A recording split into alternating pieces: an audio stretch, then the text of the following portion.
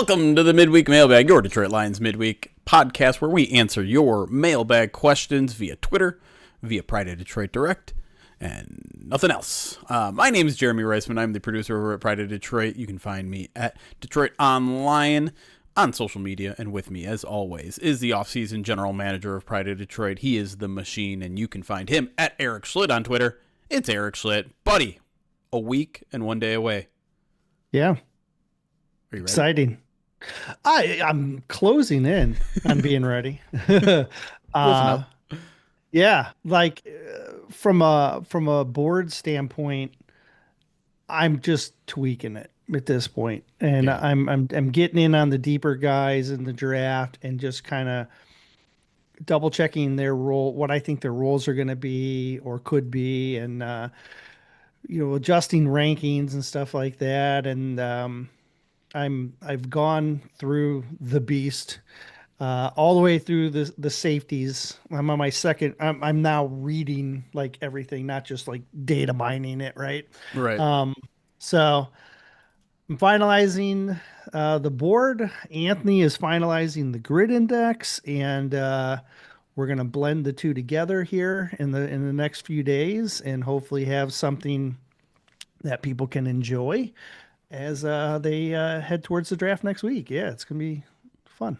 Good times. Speaking of Yeah. things people can enjoy, hopefully this episode of the podcast where we answer their mailbag questions, which are, of course, primarily focused on the NFL draft. There are a couple that were kind of off topic here. We took some, we didn't take some others. But as always, if you want to be a participant in this, you can always send us questions over on Twitter at the Pride of Detroit account, where we usually put out a call on Tuesday or Wednesday. If you're a Pride of Detroit Direct subscriber, you can email me anytime. Probably makes sense to do it closer to midweek to get my attention. And then you can also always just join our live show on YouTube and Twitch, usually Tuesday or Wednesdays. But look for a call on social media and we'll tell you when it is. But let's jump into it. We did have Brad Holmes' presser this week, his pre-draft presser, which is usually one of the most uninteresting press conferences of the year, by design, right? Like general manager shouldn't be saying too much in this press conference. But our first question is about something that he did say that I found particularly interesting, and I think Ross did as well. Ross Ginter on Twitter asked, do you think the Lions are changing too many things in their offseason process? No local pro day, no joint practices, Brad Holmes' reasons for skipping the owners' meetings, etc. It's good. It's a good question. I think when you look at the totality of it, it's going to look, I think, different, even though those are kind of different avenues. Like the joint practices is more Dan Campbell related, whereas the no local pro day and no owners meeting, that's part of the collective draft process, I guess, as a whole. And so, on the one hand, I would say that could make you nervous, changing up from what you've been doing for 5 years. On the other hand, what has everyone been yelling about this offseason? Maybe the Lions got too complacent and it came back to bite them. So they need changes. And then here's some changes. So any change makes me nervous. I'm a creature of habit, but I'm not overly worried. Let me put it that way. I think, they're trying to put more eyes on their own guys. I think that's the overall theme, right? Yeah. They want to get more eyes on the types of guys that they want to bring in. They want to get more eyes on the evaluation process before the draft. Once they get the guys, it just seems like they're really turning the focus internally. Yeah, it's interesting. It's hard to know if it's a positive or a negative thing until we kind of see the results of it. On some level, it almost feels like the Lions are going too far in the other direction. Much like, Sure. when the Bears double doinked and they was like, all right, we're going to do these tryouts for 1 million kickers and they're all going to have to kick from the exact hash mark. And you can definitely go too far in that direction. But at the same time, Sure. like, I don't mind tweaking your process a little bit. I don't mind admitting that maybe things can get improved here or there. I would much rather have a staff that is more willing to try new things out and try things differently than one that does get stuck in their own ways a little bit. I will say I'm having a hard time seeing the justification of the no local pro day. I understand you can just bring in however many of those local guys as you want on local visits, top 30-ish visits, except you have an unlimited amount of local guys that you can bring in. But like, yeah, I mean, sure, if Brad Holmes really thinks he needs that extra 4 days not spent in Arizona for the owners' meetings to go and do top 30 visits or do whatever he's, I think he said part of it is just meeting with our scouts is something that I'm using that time for. Sure. I don't have a problem with that. The joint practice thing is a little bit weird to me, but, Dan said we want our focus to be internal. Maybe we can fit in another practice if we do that. And sure. I guess I'm not concerned at this point. I find it fascinating that they're changing some things that have felt like staples, not only within their reign here, but like within this organization for decades, right? Like I can't remember the last time they didn't do a local pro day. So it's interesting. I don't think any Lions fan should feel positively or negatively necessarily about it yet. What my question is I don't know the answer to this, but I'm curious if we went back and we looked at like their local pro day, how many players they've actually like brought in. Right. Yeah. Because off the top of my head, there's not really a lot of like guys that have come from local pro days and stuck, right? Was Tesla part of a local pro day? No, he obviously had a local visit. He was too far. Like the way it works is, for those who don't know, is you have to be within a certain amount of miles away from the team's facility. I think it's like 50 miles or something like that. Yeah. And Tesla was outside of that range. But a guy like someone who lives in Toledo, I think is still in that range, even though they're out, a different state. Like Kennelly last year, like I thought like he was a local pro day guy. I thought he had but like he didn't stick. He didn't even make the practice squad. He was a guy everyone really liked too. So he's the only guy like that I can think of that like really stood out. Like I'm trying to remember if Nick Whiteside, if he was part of the local pro day, because I thought he attended the local pro day and then went somewhere else and maybe came. I'm not 100% on that, but I'm just wondering, like, I don't recall if there's anybody that's maybe stood out, and maybe they just think that it's just that, like, it hasn't been beneficial for X, Y, or Z reasons. Yeah. I mean, I guess, if you have all these local pro days and you found that hasn't really resulted in any guys standing out, I guess that's worth it to me. If I'm an NFL general manager, more information is better. So even going through that process of a local pro day, maybe it hasn't reaped benefits in the past few years, but every year is different. Every player is different. Having a bunch of guys out there on a practice field doing stuff, maybe one guy shows up one year. And even if they don't, like it's okay too, because now now that group of players is not the kind of players you want. So I don't know. It's weird. It's interesting. We'll see if they go back to it. That is the one thing that I thought was interesting from Brad Holmes' comments when I asked him about the local pro days was he was like, listen, we're not going to do it this year, but if we find that we missed something, we'll go back to it. And that's a positive thing. Like, again, like the willingness to change, the willing to admit that maybe your change was a mistake is something that I would rather have than someone who is like, no, this is how we do it, and this is how we're always going to do it. All right. I checked. Whiteside was the local pro day guy. Okay, there you go. But I'm struggling to find someone else. Yeah. One of our chats suggests maybe Nowaski was. Dylan Drummond, remember? Drummond, yeah. He was like another guy that we liked. Let me check Nowaski real fast. No, Steel Chambers, remember him? I sure do, in there for a cup of coffee. I could never. I don't have it. Yeah, I don't have it on Nowaski. I don't have a note on Nowaski, but yeah, good idea. Let's move to a question from one of our Pride of Detroit direct subscribers, Rob B, and we've had a couple people ask about this, and I kind of talked about it a little bit on the main PODcast this week. I'm curious as to your opinion on it. Says lots of smoke with Proctor. Do you even think he's on the Lions board? I don't think he is. He might love playing the games and he might be gritty, but you don't get to be 390 pounds by grinding in the offseason like the Lions want. They want players who not only love Saturday, Sunday, but love the whole week, the offseason program, love the film room, love the football process. I would be shocked if Lions take him at 17. Thanks for all the great coverage. Yeah, so if anyone needs catching up, it was McShay, right? Oh, wait, no. What's that? The Proctor rumor? It started with Daniel Jeremiah. Jeremiah was like, I heard that they love them, and then the next day he goes on another podcast and says this is the absolute floor for Kaden Proctor. He will not get past the Detroit Lions. He was on Mina Kimes and then Schrager. Yeah. So big podcast. And since then, like, I think that has spread to other, there are other reporters out there that said they've heard kind of similar stuff. Sure. I had a take on this yesterday or Monday or whenever it was. I'm curious as to what your thoughts are on all these rumors. Okay. Couple things. One, it's smokescreen season. We know that. Sure. Everybody lies right now, so that's important asterisk to put on this rumor. Yep. It is interesting that he's the only name we've heard in any capacity that has been connected to the Lions.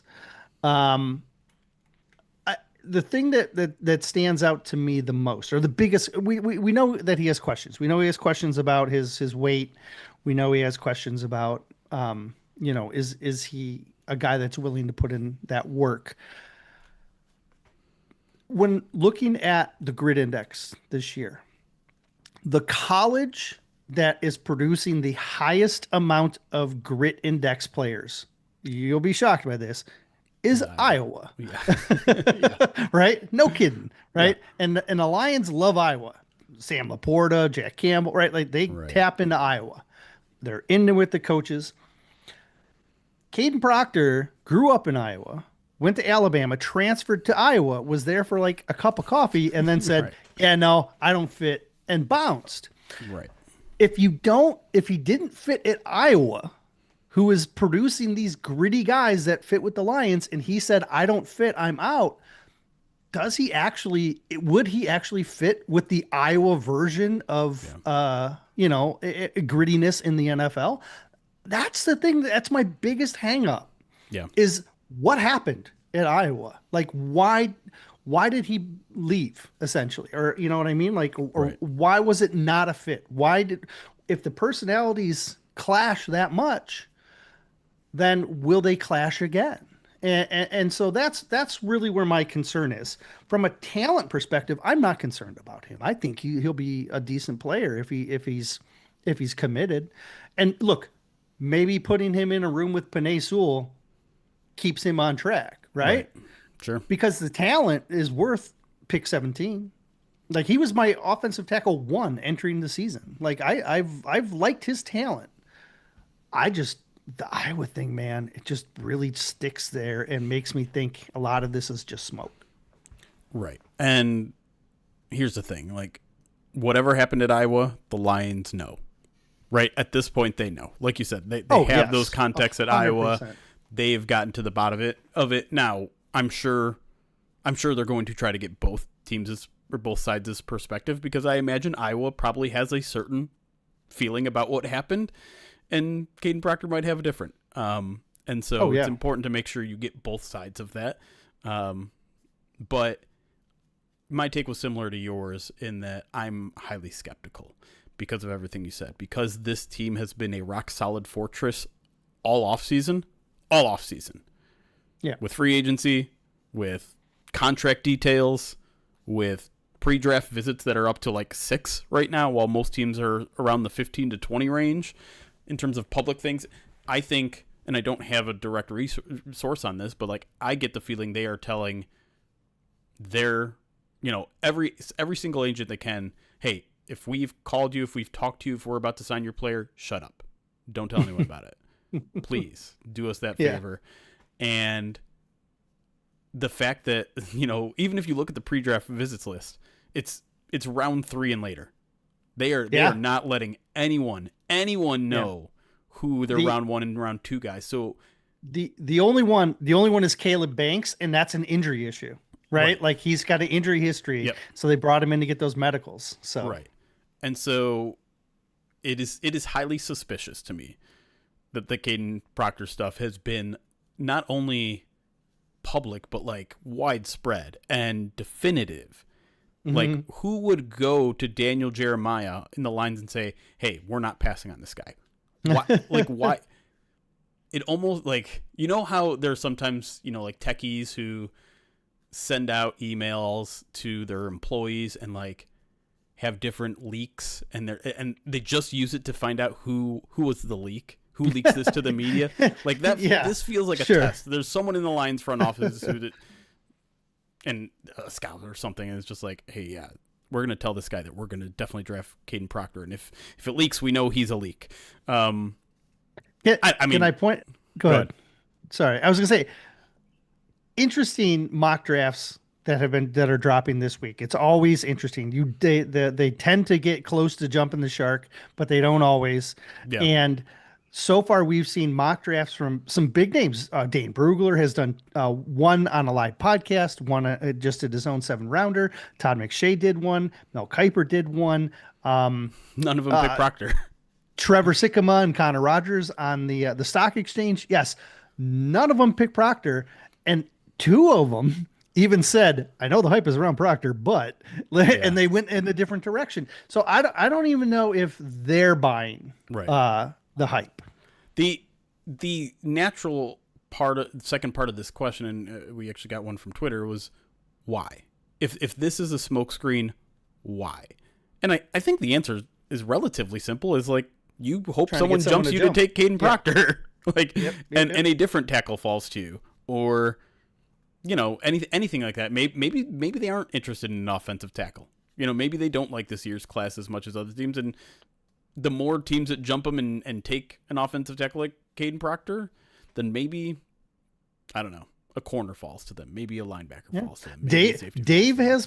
Dave has promoted that Jermod McCoy article twice now. Yeah. So just saying, it's interesting. And to be clear, that was that was from a Daniel Jeremiah presser. Conference. Yeah. I didn't even know about that. I'm very disappointed. I went to NFL Communications to yell at them, and they didn't even put out a press release for it. Like, yeah, I didn't hear about it either. Yeah. So good on Dave's for getting that one. Yeah.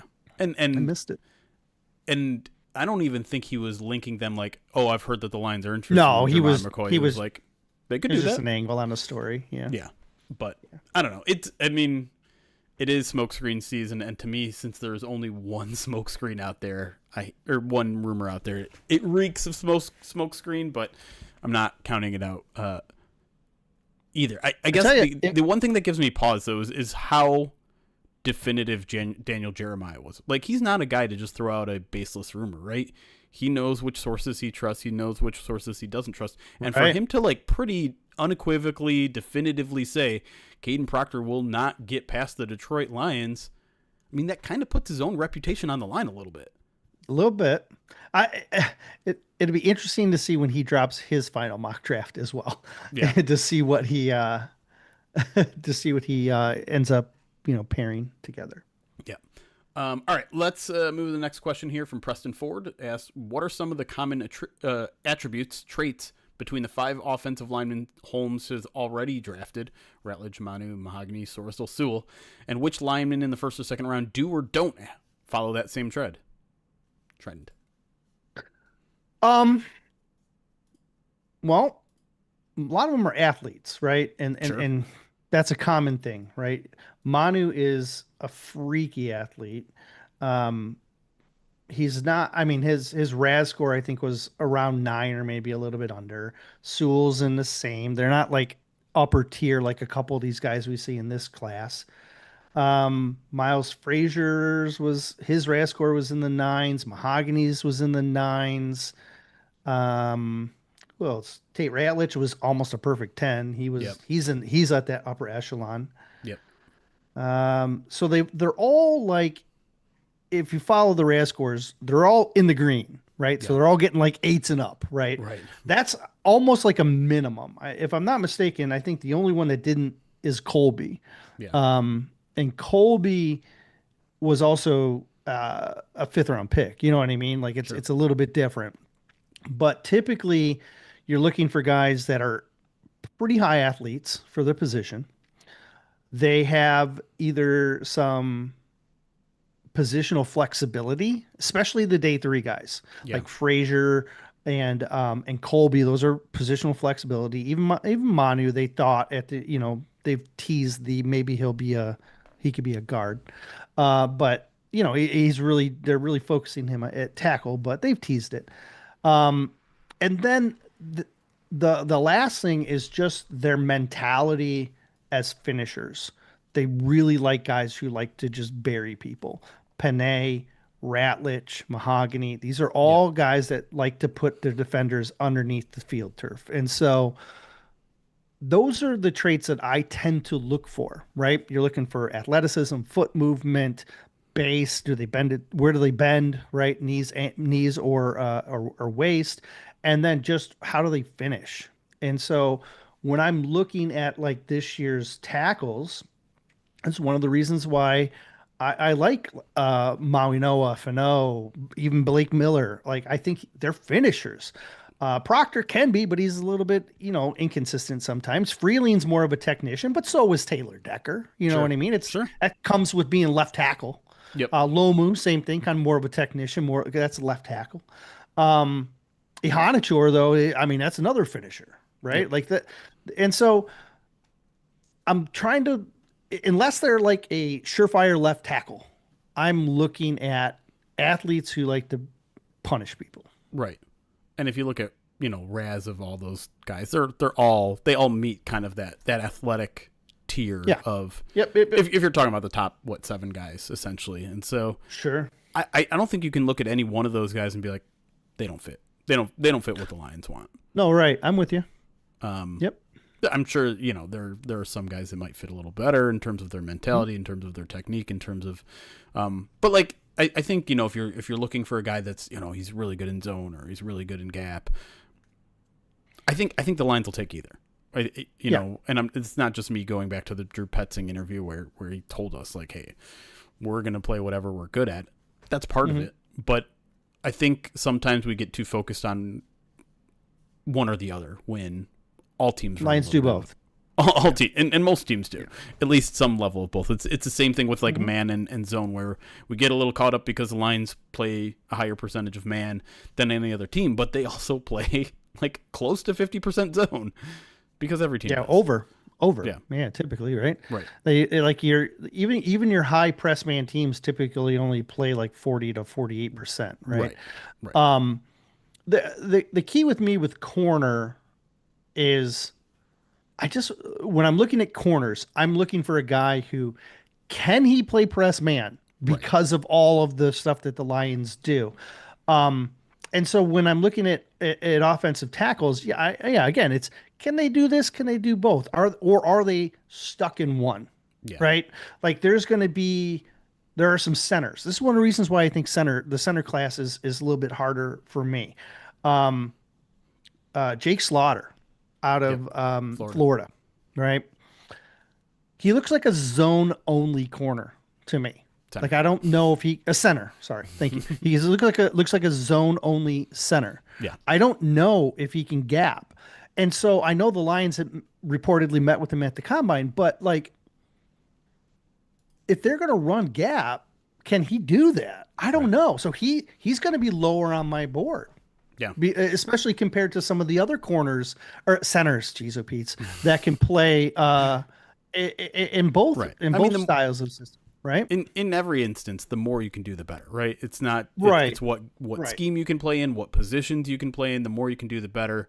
That's going to raise your stock, not just with the Lions, but with most teams. But we certainly know that the Lions value versatility in terms of position, versatility in terms of scheme, because they want to be a versatile offense and defense. They want to be able to do as much as they possibly can. And so, again, relating it to the offensive line class, I don't know if any of those top 7 guys, particularly the tackles that we talk about all the time, if any of those guys lack anything that would make the Lions pass on them in terms of their versatility. But obviously, they're certainly going to have their preferences. All right. Next question here from Tim Bauer says, what could happen in picks 1 through 14 that could have you really worried about what is left for the Lions to choose a couple picks later? And vice versa, like if the Browns go wide receiver, would that be a good sign? And if they went off and tackle, that might be a bad sign for the Lions. Anytime you can get a team that takes a position that you don't have a glaring need at, the better. Yeah. A quarterback, running back, wide receiver, as many of those guys that can go in the first 16, the better, Yeah. right?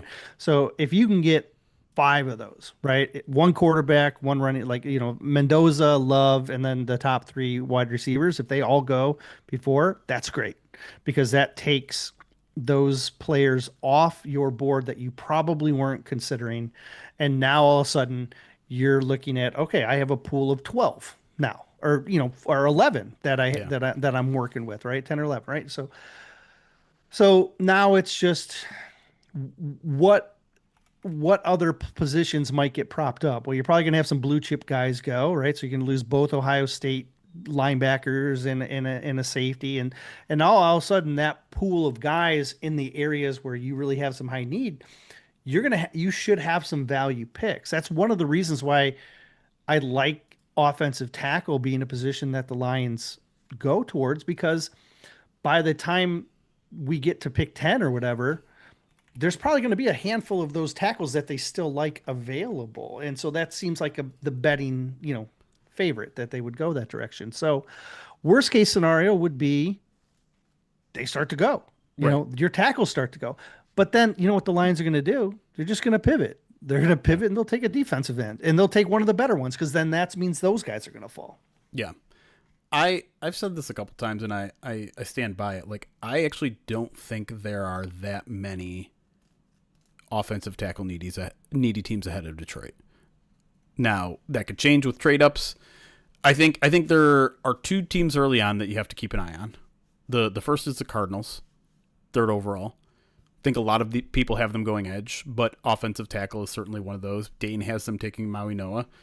And then the Browns at 6. Now, sure, just about everyone has the Cowboys trading all the way up to 6 to grab Sonny Styles. Like, that is kind of just like, for whatever reason, the projective move. But like, the Cowboys are still ahead of them. So like, the Browns would then move down, I think, to 12. The Browns are one of those teams that I think are offensive tackle hungry. And whether that's at 6, whether it's at 12, whatever. But other than that, like, I don't know. You look at some of these recent mocks, you look at some of the ones that kind of like really are eye-opening to me are not so much like the big name, the Kuipers, McShays, Bruglers. Mm-hmm. It's the like, okay, everyone at the Athletic that covers their own team is going to do one, or these ones that are done by beat writers of each team. And I've seen a couple of those, and like 2 tackles are off the board by the time the Lions are on the clock. Sometimes 3, sometimes 1. And if that's the case, like, that seems like dream scenario. Lions getting to a point where need is matching, best player available, which I think is, if you trust Brad Holmes at his word, that's the only way offensive tackle is going to be picked, is if that is still the best remaining player, or at least a guy on the tier of the best remaining players in the draft. So I think that has a legitimate chance to happen. Of course, other teams might be thinking the same thing and see the Detroit Lions in their way and try to jump them. I'm certainly not putting that possibility outside of the realm of things that could happen there. But I just, the way I look at these teams, the way I identified them, because I wrote that article a week or 2 back about, these teams could get in the way of the Lions drafting an offensive tackle. And when I did my research on needs for all those 16 teams ahead of them, I found out that the teams they should worry about are the teams that are currently behind them, more so than anything else. And so my concern would be if there's a run on tackle, if the Cardinals at 3 go offensive tackle, and then the Browns followed up with another offensive tackle. Well, now you're already 2 and you're not even outside of the top 6. That would be a situation in which I would be concerned, because I don't think any of those top edge guys would then fall to Detroit. I think, you might see 1 or 2 more offensive tackles go before the Lions are on the clock. And now they're in a position where they probably have to take a different position. They probably have to take a corner or a linebacker or a safety or whatever. It really depends what their value is. Sure. Because I'm with you. When you do look at the mock draft roundup that I put out, and you look at there's a reason why you're seeing 6 different offensive tackles projected to the Lions still at this point. And it's mainly because there's no consensus on the order, right? Yes. They have a flaw or 2. Right. And so some analysts are going to look and say, well, Blake Miller's OT3, and some are saying Proctor's OT3, or even OT2. Some Right. are saying Fano Freeling. is actually dropped because, Yeah. yeah, and then some are saying Freelings should be OT1, and then this Right. next guy. I've seen a Hanachor as an OT3. Like I've seen Proctor as OT1. My point is, even if a couple go off the board, we could still see two or three or four go off the board. And the guy who's OT3 or OT2 for the Lions may actually still be there Right. because I don't think there's a huge discrepancy in the grading overall between these tackles, but I think team by team there could be some big variance, I agree. and we just don't know where the Lions are. So Yep. that's why we're trying to, we're looking at the question from Preston, right? Where we're Yeah. saying what are those attributes that fit this OT class? Yeah. I mean, and then, maybe this is wishful thinking from me, but if the board falls in a way in which maybe it is only one or two guys and you have the rest of these, 3 through 7 all on a very similar plane, well, maybe then you can trade down and get yourself whoever you like that's remaining 6 Right. players later and get yourself a 3rd round pick. Or the other end of that is like maybe you only had one or two that you really liked and they're both gone. Mhm. You can Or trade down then, one's too. there. Right? Yeah, sure. Absolutely. I'm just saying The all paths point to trading down. That's what I'm saying. my worry Yeah. here is that we could see like three offensive tackles go off the board and the Lions take the fourth. Yeah. But on the Lions board, he could have been OT2. Sure. Of But course. but people are going to see, oh, it's OT4. Why are the Lions taking OT4 over edge 2 or something like that? And then they're going to get mad at that specific number instead of the player. So Wow. I just hope I'm trying to get ahead of the complaint here. I hope people are understanding that the national boards aren't going to line up with the Lions. 100% isn't going to line up with what the Lions do. I think, like you said, there's so much mixing and mashing that as long as the Lions take an offensive tackle with that 1st round pick, I don't think Lions fans are going to complain too much. No, Too much. Yeah, too much. They will complain because all right, too much. because every draft, every fan base complains about their team's draft 100% of the time. There's going to be a contingent in that, but I do find it interesting, and I still, even though Brad said what he said about offensive tackle and edge and not necessarily needing to draft, I still think with the way the board is, with the talent that is expected to be there, it still feels to me like offensive tackle is the pick that makes the most sense with their 1st round choice. But let's take a break here. When we come back, more draft questions here on the Midweek Mailbag. When we come right back, we'll be right back.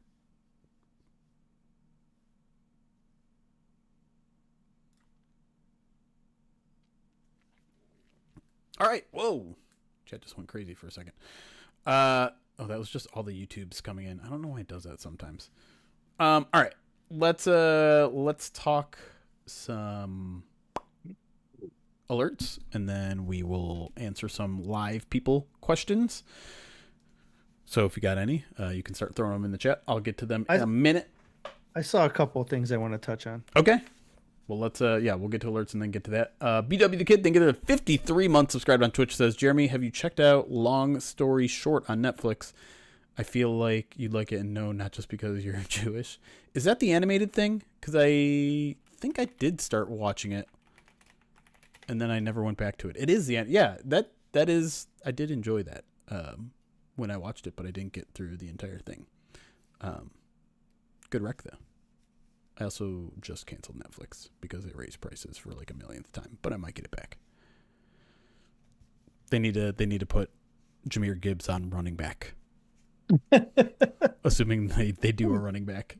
I didn't see that as many, and I didn't see any NFL cameras this year at the level that they were at the previous two. So True.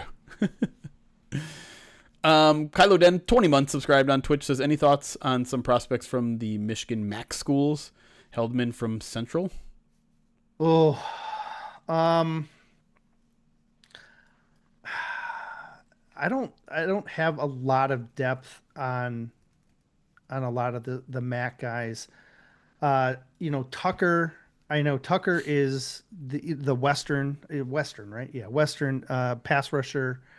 He's the guy who's gotten a lot of hype, mostly because what All-Star game was he at that he showed out at? Um, I don't Senior know. Bowl. Yeah, he was at Senior the Bowl. Senior Bowl. Namdi Tucker, and so he's gotten a lot of love for what he has done. With Heldman, he doesn't get as much love. He's considered, whereas like Tucker's more of like a early mid day three. I think Heldman has gotten a lot of like, you know, late round type of hype. What's his weight here? Let me see if I can look him up real fast. It's almost 270. So almost 6'4", 270 is what his pro day numbers were. Um, look, it's tough for a lot of the Mac guys just because they're going to get dinged for competition, right? Sure. And unless you absolutely are just wrecking people, like it's hard to get NFL teams to buy into you. So, like most Mac guys, especially on the edge, you'll get a chance to get into a camp and it's what do you do with it? You know what I mean? Right. Yeah. It's so I don't really have I don't have a ton on him. Sorry. Certain says, Jeremy, could you imagine having to do the pre-draft midweek mailbag without Erik to handle the main draft workload? No. I mean, first of all, a midweek mailbag has never existed without Erik, and for good reason. Second of all, there's a reason why we used to employ Kent before Erik, and we've always tried to have some draft person on staff while I've been here to help my biggest blind spot in this job. Duckline 38 months says apparently Nick Whiteside is number 38. Who knew? Be honest. It's been a while. It's up on my board. Nick Whiteside's on your board? Is he on the team? Hey. Yes. Oh, yes. Whoops. He got a futures deal. I forgot.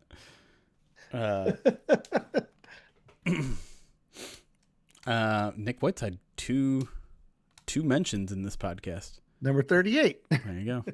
There you go. Robin Van Dyke, 32 months says, I hope all these changes means that they understand process wasn't good enough. Bounce back year. Let's hope so. Tiny Bob, 9 months, subscribed on Twitch, says almost draft time. Let's go, loins.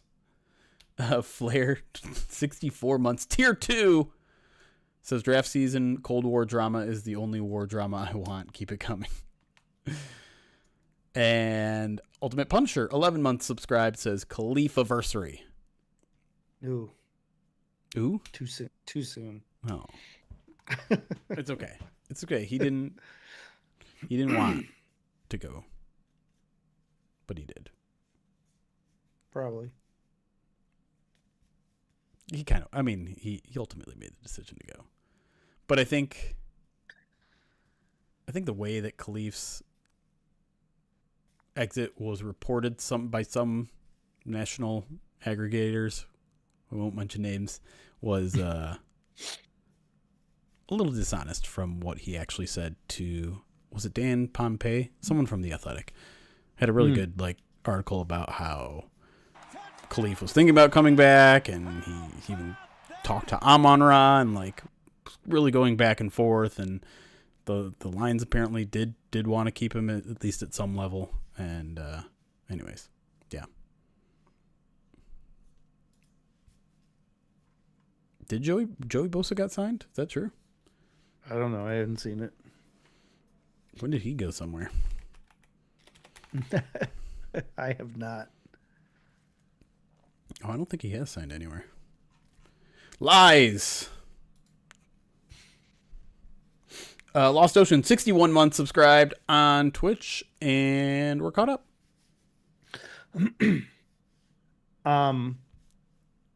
I saw a couple mentions to Rand Carthon mocking Proctor to the Lions, and I don't know what that's in relation to. Who mocked them? It was Rand Carthon was part of something apparently. He's the Titans GM. Oh, And so I'm curious if a couple people mentioned it in the chat. I'm unfamiliar with it, so I'm looking for context on this. That hmm. was one of the things that I wanted to bring up was if someone had some context. He was on with Schrager. Okay. Apparently he connected Detroit with Proctor. So um, I'm interested. Um, yeah, I didn't see that, I didn't. and I am unfamiliar. Uh, I'm unfamiliar with how Sounds that like the whole. smoke screen's working. Well, I believe they're. I could not imagine Brad Holmes doing mock drafts on a podcast there.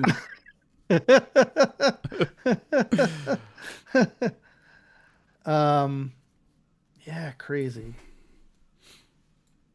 Yeah, he's still their general manager. Like he's been their general manager for a few years. He's I whatever. I didn't. mean, that's I didn't see the that's mention on Twitter. crazy. I I missed took it. a new approach to going a sporting event because Oh, he was fired. I'm reportedly bad luck. I Oh, went to the Tigers game and told no one. why? And what do you know? They lost. No, they won. Oh, they were losing when I looked. They were losing the entire game, and then bottom of the eighth, yeah, they scored 2 runs, take the lead 2-1. Um. Oh yeah, I forgot he was fired. My bad. Um. I guess that's your strategy. You just Yeah, go and don't tell anyone now. and you know what? Maybe that'll work. That's fine. Well, you know what? I think I did mention it on the pod, but I didn't Oh, like tweet about it. I didn't like tweet a picture of it. That's the key. So don't tell my Twitter followers that I'm at a sporting event and they're gonna win. dude, when you were tweeting about attending the St. Louis things, Yeah, I twice deleted my because you were saying like what was the phrase defector, you were using? defecting. Defector. Yeah. I to each tweet I deleted my response, which was enjoy their NFL football team. Dang, dang. Taking a shot at St. Louis for no reason. Those poor souls that had their team ripped away from them.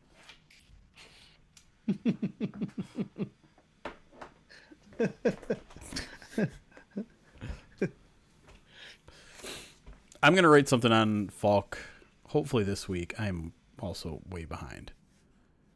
St. Louis isn't that bad. I enjoyed myself there. The other thing that someone asked was about the difference between zoning and gap. Yeah.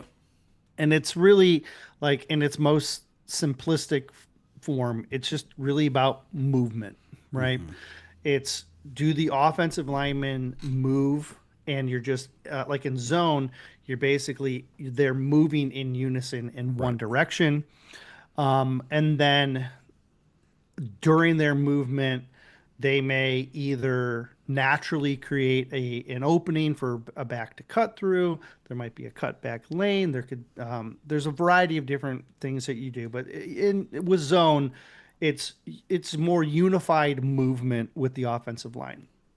With gap, it's more there's more variance. You may get one part of the line going in one direction, and then you pull a guard to move in the other direction or a tackle, and that is more about showing a look and then moving an offensive tackle to get out into space to create some more misdirection. And the concept in this is you're getting the defense to move and then cutting back against them to try and open a Yeah. gap in a specific area. Right. A So very specific gap. right. So with zone, you're kind of letting the defense make a mistake, and you're blocking your direction. And if the defense doesn't make a mistake, you hit a specific area. If they do make a mistake, something else could open. So you need a running back who can make some choices and is fast and can see things. With gap, you're basically saying this is where we're going to put the hole. You go hit it. Yeah. You get downhill, go hit it. Duo kind of works like that too. Duo and gap are more closely related because again, you're using some linemen in a different variation from the rest of the group, and you're trying to run in specific gaps, even though sometimes you might do choices or you block and then that lineman peels off to another block, and so it just depends on what you're trying to accomplish against specific defenses would dictate what type of blocking scheme that you want. But that's really the thing is to be in gap, you need guys who have the ability to pull with power Yep. and the athleticism to be able to square defenders in space. With zone, you need athletes that can move on the run, Yep. but you need them all to be able to move like in unison. So Yes. if you got one slow guy Right. and four It fast all falls- guys, right, it all falls apart. don't run with the slow guy in the lead, right? Like, Right. and if you run with him as the anchor, then you're gonna create problems in your cutback gap. So that's really the basic concepts between the blocking schemes. That's the short version. Yep. That is the short version. Arnick asked if there's a run on offensive tackles, who's a top 5, 10 overall prospect that may fall that you can see the Lions targeting. The one guy that I've circled lately, and I said Avion Terrell a couple weeks ago, but I've kind of moved that to Jermon McCoy. More of an outside corner, physical guy, tall guy, ball skills. Talked about this a little bit on my mock draft with Mike Payton yesterday. Because, I mean, yeah, I think the one scenario in which they would go corner is if there was a run on offensive tackles and a presumed run on edge as well. In that instance, we ended up going with, who was it? Messidor, I think. But I don't know. McCoy is the guy that I keep circling a little bit, not just because, it was actually before Dave's article that we even talked about that. Sure, And I just sure. what other position and prospect makes sense? Like, If it's not a tackle, is that what the question was? If tackle it's not or a tackle. If there was a run on tackle. So, like, I mean, yeah, in our instance, we were talking tackle and edge, but, Falk is a guy that I like more in terms of fit than, like, the actual player itself. Mm-hmm. And I think he, by a lot of boards, that's not even falling to the line. That's about where he's projected to go. Can I be honest? I think Falk is going to be a lot more coveted by the NFL than he is by analysts. Do you think And so? we've talked about when you. So you got to remember when he was in Auburn's previous system, he played more of an edge. He saw production, and then last year they brought in a different coordinator. Right. He shifted what he was doing. His production went down because he was asked to basically be more of an occupier than a Penetrator. Yeah, exactly. And so you saw his production dip. But when you add a guy who's 6'6", 276 with his athleticism and his movement, like those guys are coveted in the NFL. And it would not surprise me if he went in the top 10. Like that wouldn't surprise me at all because of how much the NFL covets those traits. Height, weight, speed? Oh, yeah. Yeah. The NFL is going to look at him, I think, and be like, he's in a tier above. He's in the Bane Bailey tier. I think the NFL is going to be looking at him saying he's closer to that than he is to Messidor. That's my guess. They're going to look at him and say, I think he's higher on the board. He's going to be higher on a lot of NFL boards. I guess well, I mean, and a lot of that makes sense because, the one prospect that a lot of people are kind of comparing to him from last year's draft is Michael Williams. And Michael Williams went a lot higher than most people expected. Yeah. That's, again, to get that size and that athleticism, it's tough to come by. Yeah, we go 9th or something last year? 11th, yeah. I could see the same thing. Yeah. Yeah. I could see in that same range. So what's your answer to the question then? I know we've kind of talked about this a bunch recently, but there's a run on offensive tackles. Who's a top 10-ish talent that might be there for Detroit? Vega Ione. Yeah, you want it. Yeah, you want. I always say I'm gonna hold your feet to the fire there. I just call him Larry Warford because that's what he reminds me of. But you're a couple weeks ago. I'm curious if your opinion has changed. You were not the biggest fan of potentially going Ioane with the first round pick. Well, because I feel like the upgrade from the current, like it would essentially be Mahogany. The upgrade from Mahogany to Ioane. Is that how you say it? Nope. Ioane. No, now you have me questioning all of it again. I'm going to look up the Ioane. Yeah, Ioane.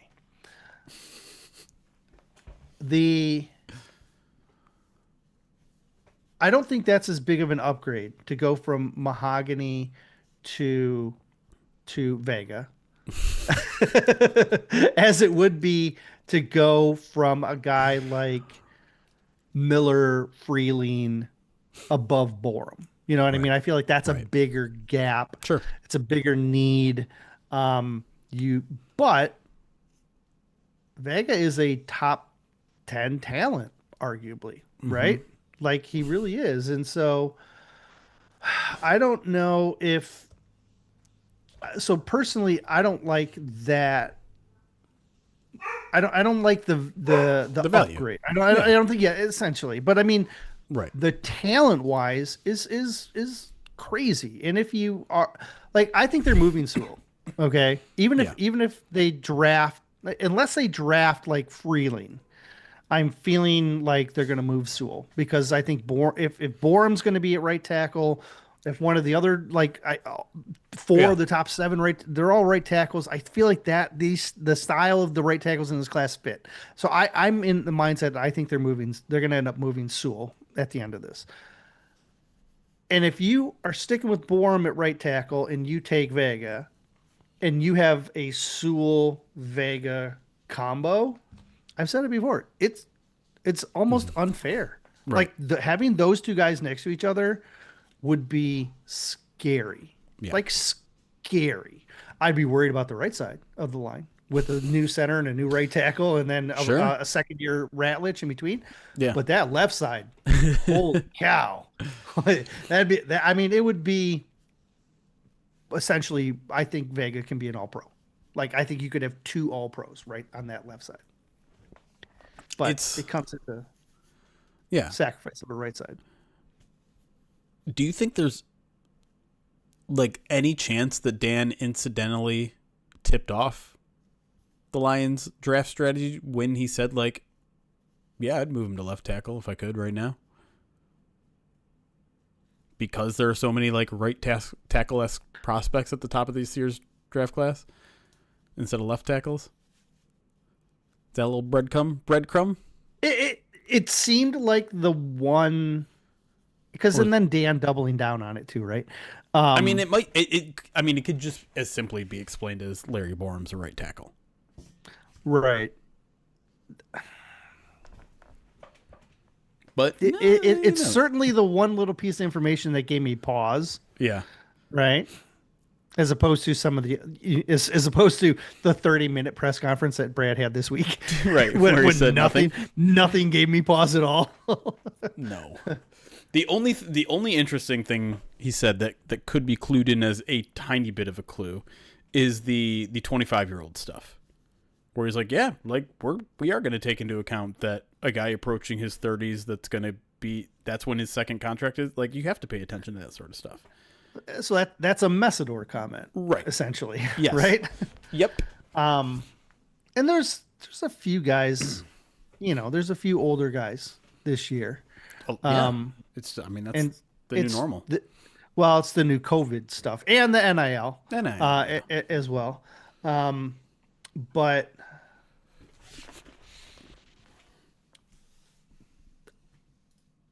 I'm not investing too much in like searching up the ages of everybody and like listing them on my board yet. Right. Like I'm not to that stage where I think it's going to be like a driving force in drafting a player, right? Speaking of offensive tackle news rumors, draft rumors, Mike Garofalo, Garofolo. Doesn't involve the Lions, but, indirectly impacts them. A lot of buzz lately for Georgia offensive tackle Monroe Freeling as a riser in the top 15. To that end, Browns 6, Chiefs 9, Dolphins 11, Rams 13 are among the teams who have spent extended time with him throughout the draft process. That's workouts and other meetings. It's not breaking news. No, like he's been rising since the combine. Yeah, someone else did that too. I think Rappaport said something the other day that was like, I think a lot of this stuff is just so agent driven, but somebody said something about the Lions the other day that was like, whoa, breaking news. Lions could consider a tackle in the first round. And I was like, oh, get out of here. Whoa. You gotta be kidding me. That wouldn't, I mean, that wasn't from Rap, but I've seen a couple of things like that. That was like, oh, this is like stuff we've talked about. Somebody sent me a thing about Proctor. Hey, word on the street is Lions are interested in Proctor. And I went, oh, yeah. I heard that too on Twitter for like a few weeks now. Yeah. Like it's just getting a bunch of stuff like that. And so I don't feel like the line is as obvious as it has been in previous seasons, but I feel like there's been a lot of agent driven tweets that are out there right now. Well, it's only getting worse and worse, and you can really tell in free agency. Like, that's when it's just like, oh, you just copied and pasted this agent text that he sent to 4 different people. Yeah. And they all tweeted the exact same thing. I'm going to find the Rappaport one that got me this morning.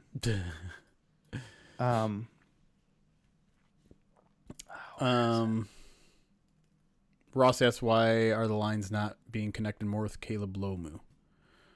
Well, I mean, part of that is just they're not being connected to any of the top guys except for Proctor. But I don't know. What are your thoughts on Lomu's, I guess, fit? I think he's a plug and play left tackle because of his ability to play well in pass protection. I think he is athletic. He can move. That's underrated in my opinion with him. The knock on him is that he's lacks a little bit of core strength. Yep. And he's not a finisher in the run game. That's his knock. And that's what we talked about earlier was when you're comparing Lomu to like Blake Millers and Fanos and like those guys just kill people. And right. So like Lomu doesn't do that. Lomu's more of a technician. But again, that's why you like him on the left. He's right. Like Taylor That's Ecker. What I was gonna say. Yeah. Like if there's a spot for him, maybe that's left tackle. 100%. Just be a good blindside pass protector, and that's good enough in the NFL. If Freeling is gone and they're like, hey, we want to keep Panay, we were just joshing everybody. We want to keep Panay at right tackle. We really want a left. Yeah. Lomu can start on this roster at left tackle. But he's not as good as Freeling, and he's not as good as the other right tackles. Yeah. As far as fit. But he's good enough in pass pro. He could start at left tackle today. Yeah. I found the tweet. Yeah. Rappaport. Washington wide receiver Denzel Boston, a likely first rounder. Okay. He's not necessarily a likely first rounder. He might be a first rounder, but like he's not. I don't know. That type of stuff gets me. Like, yeah, he's a top 50 guy. Awesome. A likely first rounder. That seems like that's agent driven, especially the pitcher. Looks like it was that was attached to it was the agent snapped that off and then sent it over to Rap. I do wonder how those NFL guys, the national reporters, pick their pictures. Oh, I know how some of them do. I know how some of them do. I mean ones that aren't like screenshots of the news. I mean just like they're talking about a player. Do they just go to Google image I don't search, know. I don't know. download and save? They may just Twitter search, I think, maybe, and then just take a screenshot that you made, and then they just crop you out of it and your little thing, and then they post it on their own, and you're like, hey, that's weird, because that's the exact same picture that I have, and I know because I cropped it a certain way, and you used my cropped version, and I can tell because I cropped it initially. And this is all hypothetically speaking. No, this is not hypothetical. Okay. This is I think this has happened to both of us.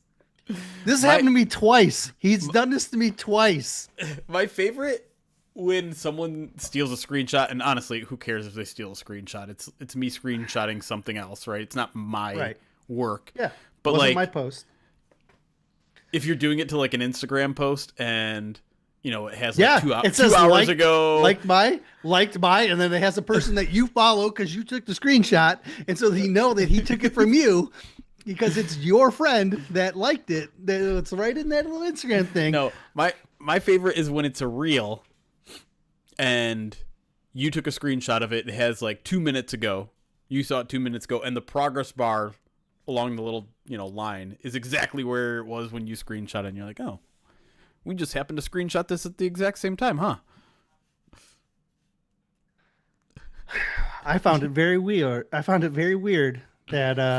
That Adam Schefter followed Sweta, because that's who had liked that picture of mine. I was like, oh, Sweta's got some pull, man.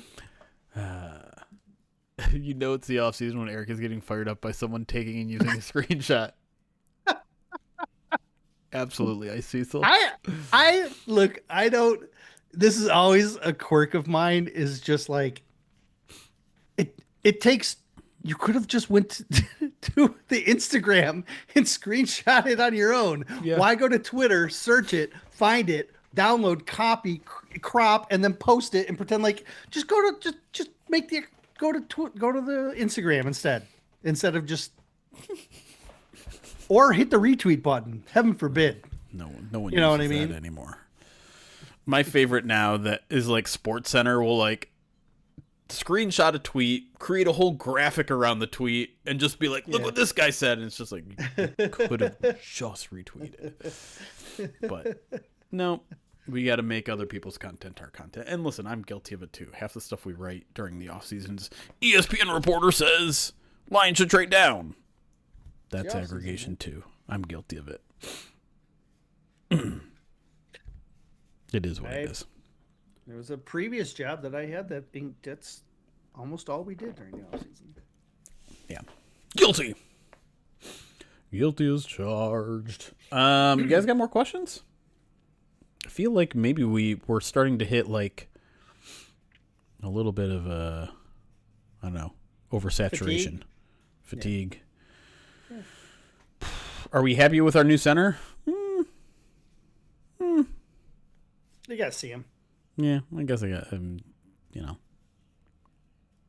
I understand within their financial constraints that may have been the best they've been able to do. Mm-hmm. Doesn't make me necessarily excited about center, but I'll give the Lions this. Considering how young Cade Mays is to the center position, if he continues to improve, that could be a very underrated signing, but also a pretty big if. He fits the style, right? The finisher, athlete, like he certainly fits the style. Ross, we answered your question, that question, at the very top of the podcast. You can scroll back and watch it. What's Ross's question? The making too many changes in the offseason. What's going on with Mekhi Wingo? Does he have any sort of fit in this D? Maybe.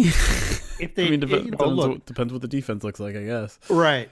That's the key is when they finish the draft and they start tweaking their defense, he could be odd man in or odd man out. Yeah. Right. That'd be key. Day 3 quarterback. It was the wrong I'd hate draft it, for it, right? but I look. Yeah, I mean, I have. Let me pull my quarterbacks up. I have one, two, 5 three, draftable guys. five. Well, I could go as far as three of them are more borderline, um, but yeah, I have six that I think would get drafted and make a team, and then you could push that maybe to nine if you're kind of quarterback hungry, and I don't think the Lions are quarterback hungry. I could if they draft. So on my board, I don't know if you're. I haven't given you. I need to give you an updated board. Um, the majority of this draft class that I'm focusing on is guys that I think are like training camp guys. So like UDFA's, Yeah. put on your practice squad. Right. Put hope you put them in, bring them in for training camp type of thing. Um, I've got 22 quarterbacks on my board. 13 of them are undraftable in my opinion. So like, Yikes. I don't like I have there's I don't know. I don't really like it. There's one or two quarterbacks that I like in general, and not really in love with the Lions using the day 3 quarterback and then keeping 3 quarterbacks when you have so many other needs going on. I'd rather them make that down the road. I don't like Pavia in the NFL for a couple reasons. I love his college quarterback. He's great. Pavia Magic, right? Like he's fun.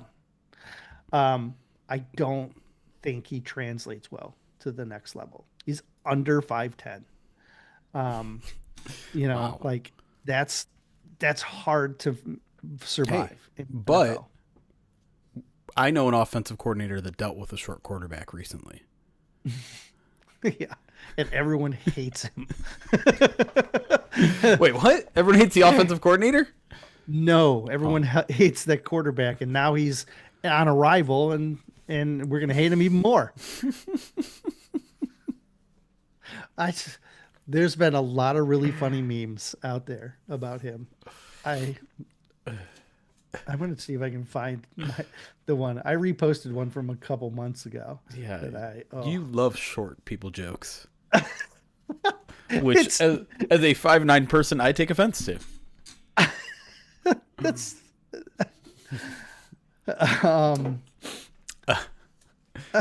yes, there are very funny memes. It's so funny. Let me see. Is there a way to search it a little faster here? While you do that, Zanida, thank you for the 9-month subscribe on Twitch, says, on the St. Brown podcast, they always ask us what their welcome to the NFL moment was as a player. I wonder if you have any welcome to the NFL moments from the media side. Ooh, that's a really good question.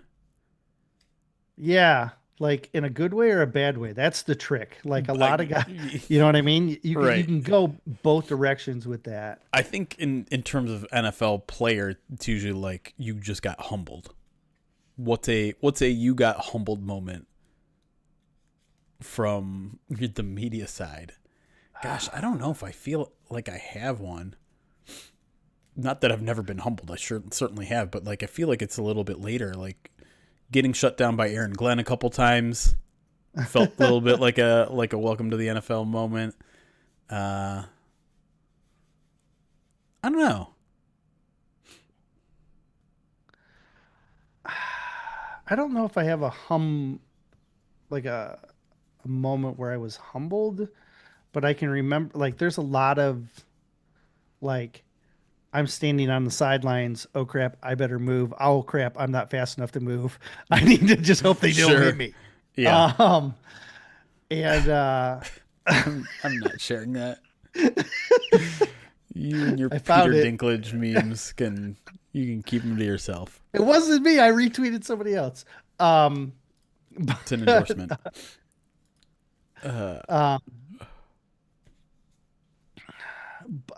Jeez. I mean, sometimes when you realize like who you're standing next to, There was that moment during last year's, or maybe it was the year before, this training camp when I'm standing watching training camp. I'm watching Jahmyr Gibbs, and and I look to my right, and Barry Sanders is on one knee, also watching Jahmyr Gibbs and marveling at him, and like we share a moment of like, holy crap, this kid's good. Barry followed me on Twitter over the weekend. Pretty happy about that. Ooh, what did you do? I know. I feel important. I don't know, but I feel like I've made it. Now I need to know if he follows me, and if not, I'm gonna feel real sad. I think I get caught sometimes standing and watching OL with Lomas and talking to Lomas about his perception on what he sees, and I'm like, this is what I'm seeing, and he'll like be like, I agree with you, and then that'll be like, okay, I feel like I'm on the right track here. If Lomas, if Lomas Brown is seeing the same thing that I'm seeing, you know what I mean? Like, those are very humbling moments. Yeah. He also could just be being nice because he's a super nice guy. It's also true. But yeah, it's neat to say something to him about an offensive lineman and him be like, yeah, you know what? I think you're on. And I'm like, yeah. Sometimes I get that with media people who are in Detroit too. Mm-hmm. Like Charles Davis was in Lions camp a couple years ago. And I just walked over to him. He was getting ready to go on the NFL. And I just walked over and said, hey, I rode the elevator with you a couple times last year when you were doing Lions games. I just want to say I really enjoy your color commentating. I think you do a spot on job. And then that's it. I say that, I try to give compliments to the guys. And that's usually it. They're usually like, oh, thanks. And then we both go about our merry ways. But like, then he like stopped and he would like want to chat me up. And it's just like, oh, interesting. Cool. And he was a super nice guy. Kevin Clark, right? Like, sure. Yeah, like he was a nice guy, makes time. Solak is always real nice with us. Thing with Solak is I've known Solak since before he was before he even went on the Draft Network. Like, so like I feel like I've known Solak a while, but he's a big name now. Yep. I've never met Mina, but we've talked to her enough times that it's kind of crazy. Yeah. Do I think she knows any of our names? No. But like Jordan Rodriguez does, right? Of Maybe. The Athletic. No. Yes. Whenever she comes, she always knows us. She knows us, but I don't know if she knows us by name. Like, could she? Yes. Last time I talked to her, she knew my name. Oh, so I guarantee she knows your name. No, you probably talk to her more. I'm not the social butterfly that you are. I do. Well, I've told you before. I've told this story before. When I'm not at work, you have to pry me interacting with people. You have to pry the outgoingness out of me. Right. But when I'm at work, I'm walking right up to Martin Mayhew and being like, hey, I remember when you were here with Detroit. Good job. I think you got, and he'll be like, oh, yeah. But I don't care. Like, he'll be like, oh, so yeah. Weird. He was like, again, Martin Mayhew was a guy who, when I talked to him at that Washington game a couple years back, he went on about how happy he was for the city. And he was like, man, Detroit deserves this. He was like, and again, he's not putting on a show for anybody. He was just like genuinely like honest. It was nice. It was nice to see that side of him. I don't know Diana Rossini. I'm not touching that story. I don't want to touch that story. That is a wild speculation story. Like, just crazy that, I mean, we'll see how that unfolds, but that went sideways in a hurry. Someone asked, because inquiring minds, Big DMG asked, because inquiring minds wants to know, what kind of blackmail does Mike Payton have on you to get you involved in a mock draft? A very fair question. I will say this. I pushed back a lot before finally agreeing. And I'm trying to find the actual text exchange. Because I don't know where it is. Maybe it was a DM exchange. I was just like, hey. He asked if I wanted to do it. I'm like, I mean, I don't really do mock drafts. You know that. Did it take 2 hours to do? No. And then he's like, oh, well, like, it's more like we're just going to talk about like overall philosophy and things like that. I'm like, okay, but like once we get past day 2, I'm not going to be of any help. He's like, oh no, we'll don't worry, I'll take the lead. I'll make all the draft picks and just ask you some questions about it. And I'm just like, all right, Mike, fine, I'll do it. How long is it going to take? 20 minutes? Okay, fine. I can give you 20 minutes. Yeah. Jeez. And for the most part, it all played out as he said. Like, he was kind of taking the lead on prospects and just asking me about, like, if, is it worth it if they get a David Montgomery type of guy in the 4th? I'm like, it's actually pretty good value if you get that guy. Who was his David Montgomery guy in the 4th? Do you remember? I don't remember. Let me see if I can find it. I think, no. Katron Allen? Jonah Coleman? I'm not going to remember, but I just... Penn State, Washington? It might have been Singleton. No, it might have been Katron Allen. I think it was Katron Allen. I don't know. Either way. Those guys are David Montgomery-esque 4th rounders. That's what I thought. Anyways, if you want to see me dance around knowing anything about these day 2 or 3 day guys, I'm sure you can search it. I don't know what Mike's YouTube page is, but go for it. It's over there. It was a fun conversation because we spent the first of it before we even ran it talking about the idea of drafting best player available over needs. And then we rolled it and all the offensive tackles were gone and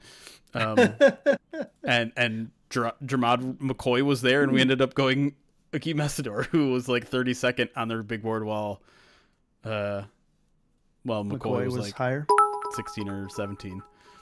And so I basically spent the entire time being like, listen, they could absolutely take Jermod McCoy in this situation. I would not be surprised at all. And then we took Messidor. I acquiesced because again, I wasn't making the decision. I billed myself as just a front office member in the room. Provide some overall context, provide some input, but I'm not making the pick. You're John Dorsey. I'm John Dorsey. You're not Hudspeth, I can tell you that much.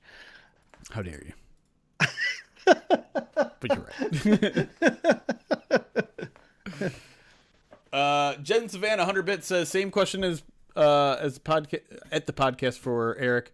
Who is on the roster for the 2027 season? Laporta, Branch, Gibbs, Campbell. All of them. All of them. All of them are getting extended. Or their 5th year option, or both. Okay. I think that'd probably be my guess. Do you have a choice for the odd man out if there was an odd man out? Laporta. That's been my stance the whole time, that they're going to prioritize Gibbs and Campbell and then Branch 3rd and Laporta 4th. So Eric Schlitt is in favor of Eric Edholm's Laporta trade. Nope. That's what I heard. Aggregators run with it. At Eric Schlitt wants Laporta traded.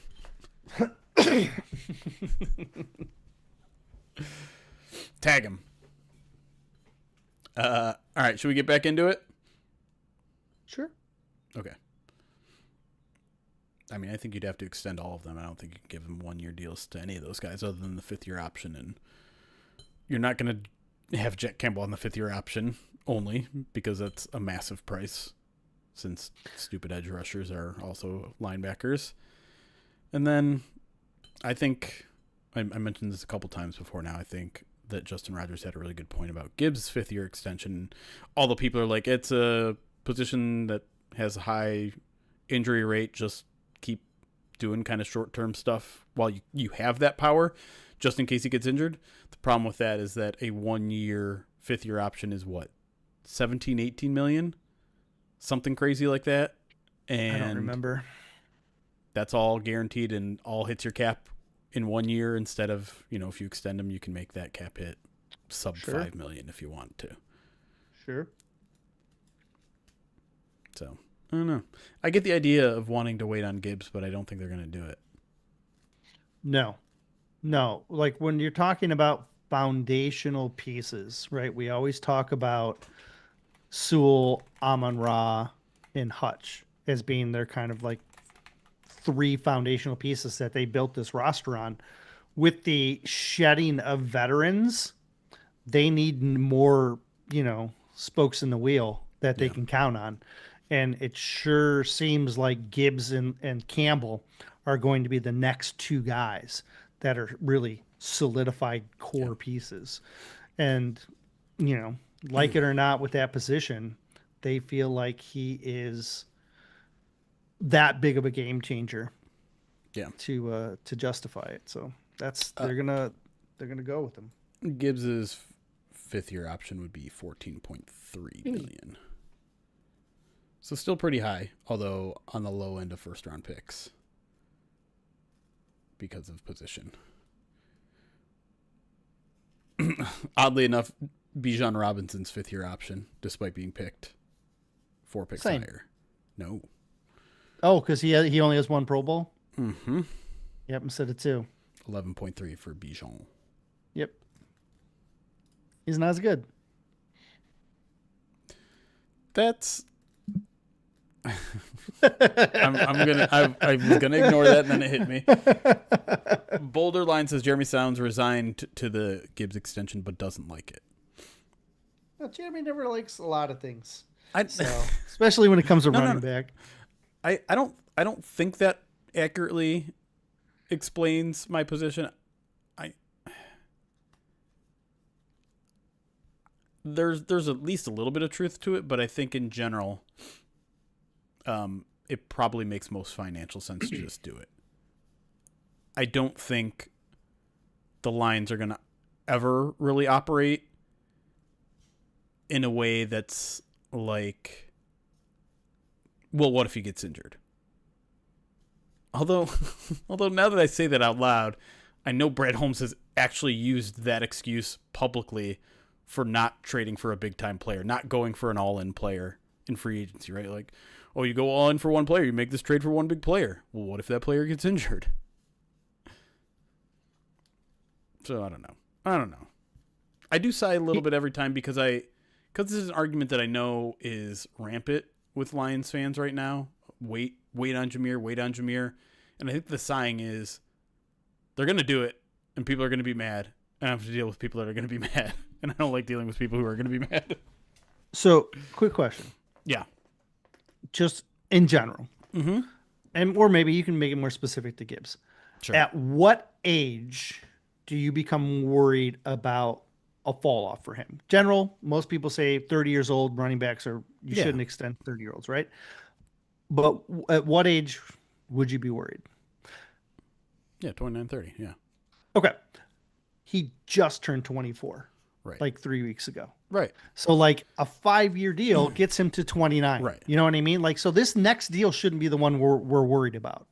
It's the deal after. That's the one we should be worried about. Because he's going to get a 4-year deal and he's only going to be 28 when it expires. The problem isn't that contract extending beyond his usefulness. The problem is that there's a little bit of PTSD right now with Lions fans and extensions. Because you extended Aleem McNeil, he got injured. You extended Kirby Joseph, he got injured. You extend Jahmyr Gibbs, one of the most injury-prone positions in football. They're afraid it's going to happen again. And they're afraid that the Lions are wasting their flexibility by doing it early. Because they could just wait it out a little bit longer. Do you know what in my profile, in my Twitter profile, I have listed here a Brad Holmes quote in my Twitter profile. I say, managing editor, Pride of Detroit, co-host of the Lions Breakdown Podcast, POD mailbag. And then the quote is, "We don't draft scared, we don't play scared." And We don't extend scared. it's the same. That's the concept. But that the they're not is, going they're not going to not extend him because somebody else got injured. Like they're going to treat him, don't scout the player, not the helmet. Extend the player, not the like you can't do it scared. You can't do this job if being scared. So don't be scared. It's why, I see both sides. You know what you want, go for it. I see both sides because it's not a matter of being scared. It's a matter of just using the resources you have. If you have a 5th-year option, you can use it and make sure he lasts another season before you go out and give a big contract away. And I don't think, the only thing you hurt there is like you're going to end up paying a little bit more for him, but that's relative to the salary cap. You're not paying more than him. You're paying the same percentage most likely. You'd get him theoretically another year, although the Lions like to tack extensions onto 5th-year options anyways. I don't know. It's an interesting argument for me. Because I'm somewhere in the middle here, I don't quite get like the fervency of the people that are like, you have to wait. Like, no, you don't have to wait. Most teams don't wait. Most teams don't like giving out 5th-year options and, franchise tag is one of the most unpopular things you can do to a player. And so these people are like, oh, just, 5th-year option, franchise tag him. Like you can have him for another 3 or 4 years without having to give him a long-term deal. And then, by then he's going to be 28 and you'll be 27 whatever. And you will have paid him an exorbitant amount of money. True. You know what I mean? Yeah. See JC. Yeah. Jerry Jones is the actions that he took since getting rid of Parsons have flown directly in the face of everything he said in not wanting to extend Parsons. That situation is just still wild to me, the way that the Cowboys handled it. It just seems so just very Cowboys-esque, just backwards stuff. I will never forgive them for it. Never, ever, ever forgive them for sending Micah Parsons to the Packers. Even if it never amounts to anything for the Packers, which obviously it hasn't yet, I will never forgive them for it. Never. As if I needed another reason to hate the Cowboys forever. All right, let's get back to the show. And pull up our mailbag. We got a good amount of questions left here, so we should be good. 1, 2, 3, 4, 5, 6. Yeah, we're good.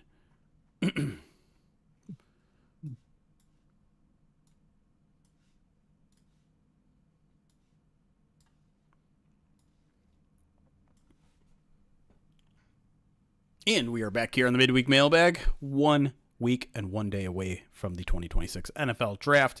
Obviously, a lot of questions about the draft. We're going to go right back to offensive tackle talk here from Casby on Twitter. Asks, a lot is being made of the offensive tackle position. However, given Goff's abilities and limitations, is right tackle actually the least critical spot on the offensive line? My reasoning, blindside and interior pressure should be more problematic with his lack of mobility. However, given his ability to make quick reads and having the pressure from the outside where he can see it, seems the best scenario for it to come from. For me, I think on the interior you can scheme help a lot easier than you can with tackle.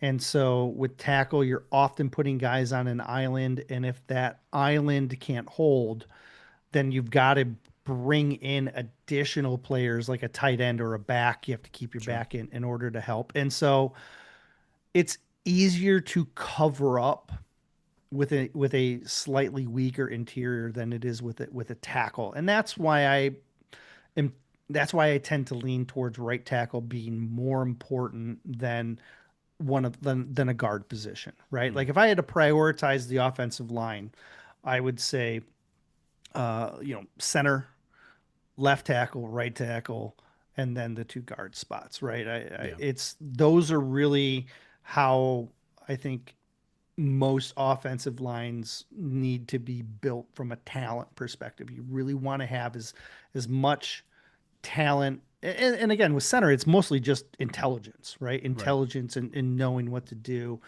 And then with your tackles, they're the most priority because they live on islands. It's why outside corners are going to be prioritized a little bit more than like a nickel, right? It's just you can get help on the inside a little easier.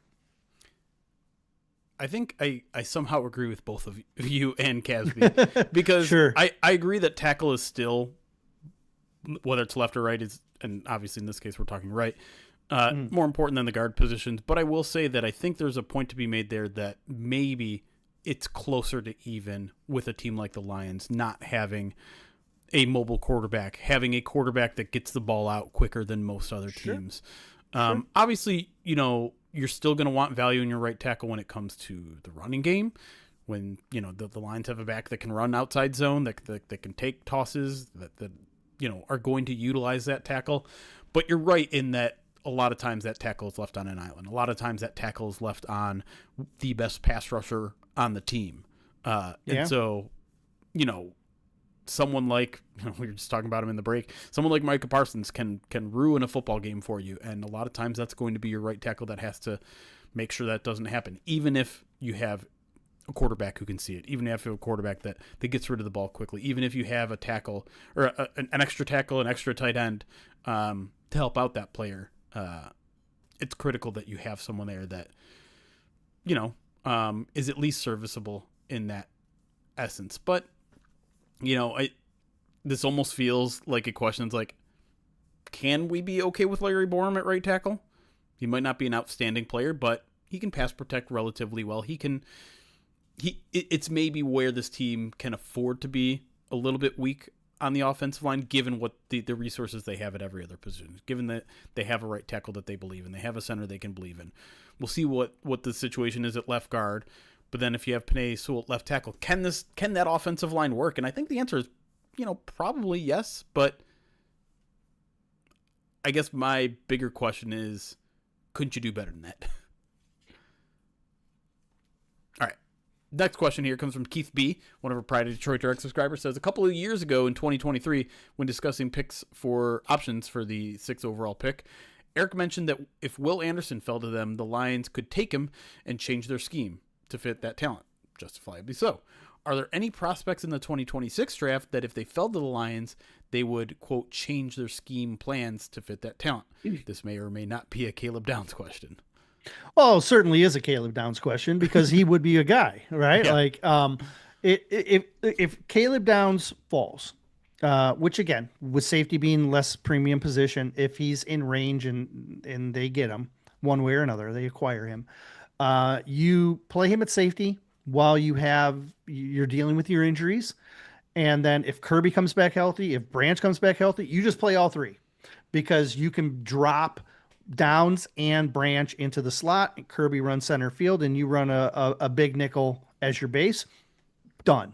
Yeah. Like, and then now you don't have to prioritize a linebacker, getting that third linebacker anymore. Malcolm could suffice in that spot. Downs fills multiple roles, and you just adjust the defense with them, and then you can focus more on building up your front a little bit later in the draft, right?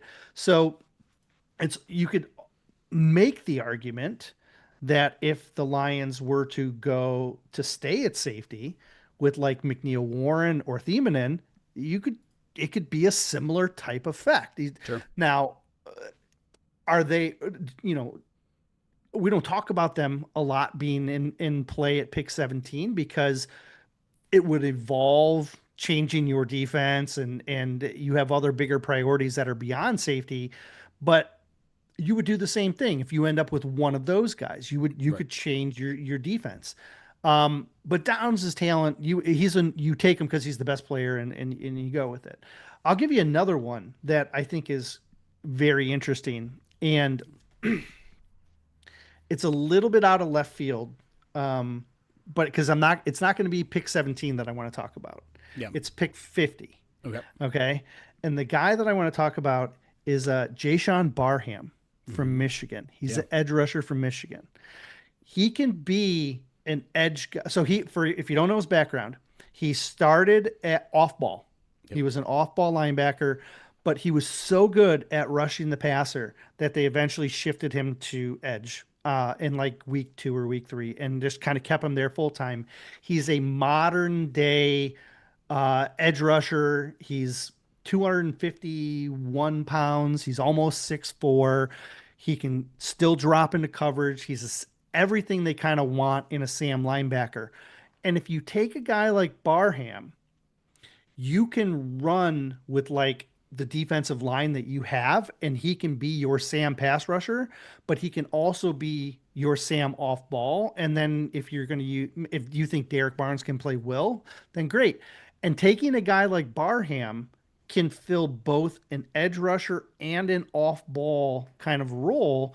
And again, now they adjust their defense and they can go into nickel because would have a guy like Barham who would force them to, again, adjust their front just a little bit, but he kind of fills two roles in or what could be potentially two needs, and then you focus a little bit more in the secondary later, and then maybe some depth up front. But there's a couple of guys in this draft that are kind of hybrid guys that if you get, you could certainly say, let's alter the defense just a little bit and prioritize being more of a 5-man front, or Yeah. maybe not shift it to being more of a nickel set. And I could certainly see them, making adjustments if a guys like that fell to them. Yeah. I mean, Dan more or less said at the owners' meetings, we have 3 different ways we can kind of go with where this defense is, and he didn't outright name them, but filling in the blanks, more nickel, more 5-man, more Sam, whatever. Like, I think a lot of people have kind of rightfully framed it as like we have an idea of what 10 positions are, but what's that 11th position? Is it a Sam? Is it a nickel? Is it a third safety? Whatever it is. I think they are just kind of in a holding pattern to see what the roster looks like.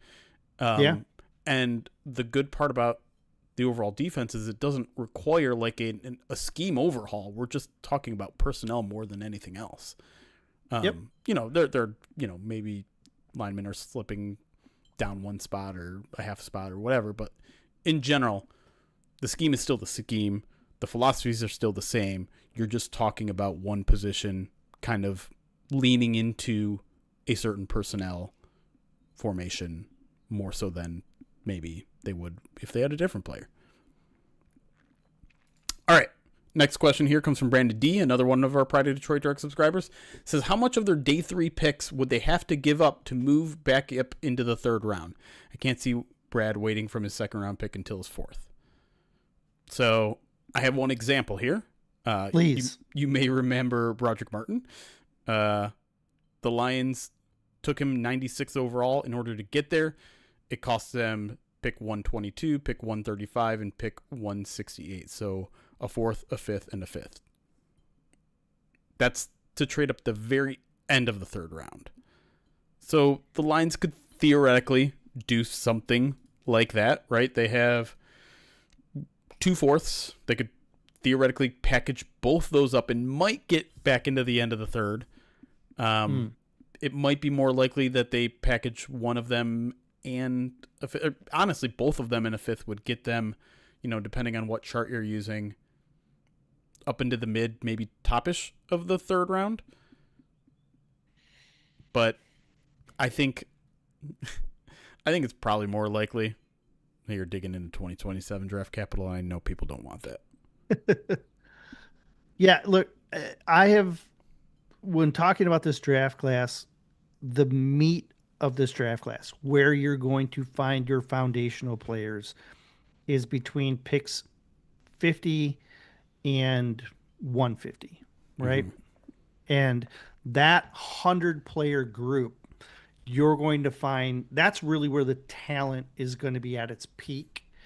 And those 4th round picks that Brad has at 118 and 128, you should be able to get two good players for this roster, and especially the way the roster is set up. So if you're talking about sacrificing one of those picks to move up, he's not going to care if it's like coupling a fourth with two fifths, I don't think. I do believe, though, putting both fours together to move up is a little bit riskier where I think the talent is. I think, in my opinion, he would want to hold on to at least one of those fours because there's still going to be a talented player there, in my opinion. Yeah. And, maybe his board's going to be different, of course. And they're going to know where their strengths and weaknesses are, and if they think they can afford to wait. But in my opinion, I would want to hold on to those fours, and I'd be willing to give up a lot of the other stuff with a fourth to move up, but not both. Like you could possibly. The thing is, like, I don't know if 1/4 probably have to be the higher fourth, 118, sure, 157 the fifth, and even both of your six. I don't know how far that gets you. If it might get you into the third round. It might not. You package everything, like all of your things beyond the fourth round, like even that, probably not going to get you to the third round. I'm with you. If they want to, my opinion is if they want to move into the third, it's going to cost them a 2027 pick probably. Yeah, they're going to have to they're going to have to couple something this year plus something next year. And you're right. Fans will hate it, but if you want him to get into the third, that's probably what he's going to do. Or trade down at 17 to 24. If you can. Do that, please. All right. Restore the Roar at Coach Rounds on Twitter asks, assume we answer everyone's prayers with offensive tackle and defensive end in the first and second round. What is your priority in the fourth? Safety to account for injury concern, linebacker because depth is an issue, running back for the same reasons. Also, is there a quarterback in the fifth or sixth round that could be a developmental number 3? I'm no on a quarterback, but as far as prioritizing, look, it's a cop out for me to say they're going to take whatever the best player is because I don't know how the first 100 picks are going to play out, so I don't know where the value is going to be. In an ideal world, I think they would get a good defensive tackle and a good fill in the blank. If they go offensive tackle on edge, then I think they would love it if it was defensive tackle and either linebacker or nickel, depending on which way they want to kind of shift their defense. So that kind of safety nickel hybrid or linebacker, one of those, and then a defensive tackle. I think that would be the best use of those picks. At the same time, if the defensive line class is getting kind of wiped out and a different spot is, rich, then they could certainly go that direction. But if you're asking me just from a positional standpoint, I'd say that's kind of where I'd lean. Right. I think this is essentially like a needs question. What needs can they address on day 3 of the draft if they tackle their top 2 needs in day 1 and day 2? Obviously, like you said, it depends on the board, but I think number 1, I'm just going to call it a defensive playmaker. I'm going to pull like how the Lions call Jahmyr Gibbs. Oh, he's not a running back. He's a playmaker. The Lions need a defensive playmaker, be it at nickel, be it at linebacker, be it at edge. Want to double up at edge. You need maybe a nose tackle. Certainly could justify a corner or a safety. Like any of those positions you could justify. On offense, the only thing I'm looking at, if you get your tackle, tight end. That is maybe a position. Running back. Maybe sure, fine. I think you can wait on it though. I think your line of thinking of getting a running back maybe later. Yeah, I think that could apply. That's fine, totally. But like, wide receiver isn't a huge need. Offensive line is relatively rounded out at that point. Quarterback, I'm with you. Don't love this class. Tight end. We don't know the future at tight end. I do believe they'll eventually get an extension with Laporta done, but everyone else in that room is not signed beyond this year, I believe, unless I'm missing someone. That the future of that position is very much up in the air. And while I'm not expecting like a pure two-way tight end that can block and catch on day 3 of the draft, like, you can get one that specializes in one thing, and suddenly you have your new Brock Wright, or suddenly you have a guy that you can trust, a Shane Zylstra, but better. My cop-out answer is, like, literally any defensive position or tight end. And if you bother me enough, maybe a running back. All right. 2 questions left.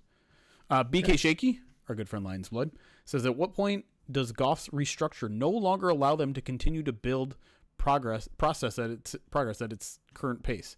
In order to keep extending young players or core players, they will need a quarterback on a rookie contract. Predict on what year that may happen.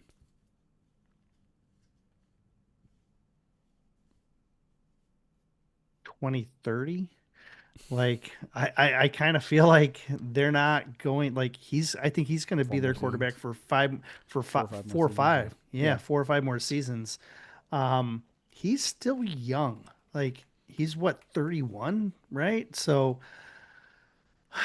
I don't think they're at a point where the moves that they're making now, to me, look like you're prepping this team for the next 5 years the way it's being run now. Yeah. And so we're not going to I don't think we're going to start talking about rookie quarterbacks until we're in the 2030s. Yeah. That's when I think it's going to happen. You're going to sacrifice other roster contract restructures at other positions. You're going to start manipulating. You're going to have to make harder cuts, but I think you're going to do it at other spots other than quarterback. Quarterback, they seem like they're married to him. And as long as this regime is here for the next 5 years, I think Goff is their guy.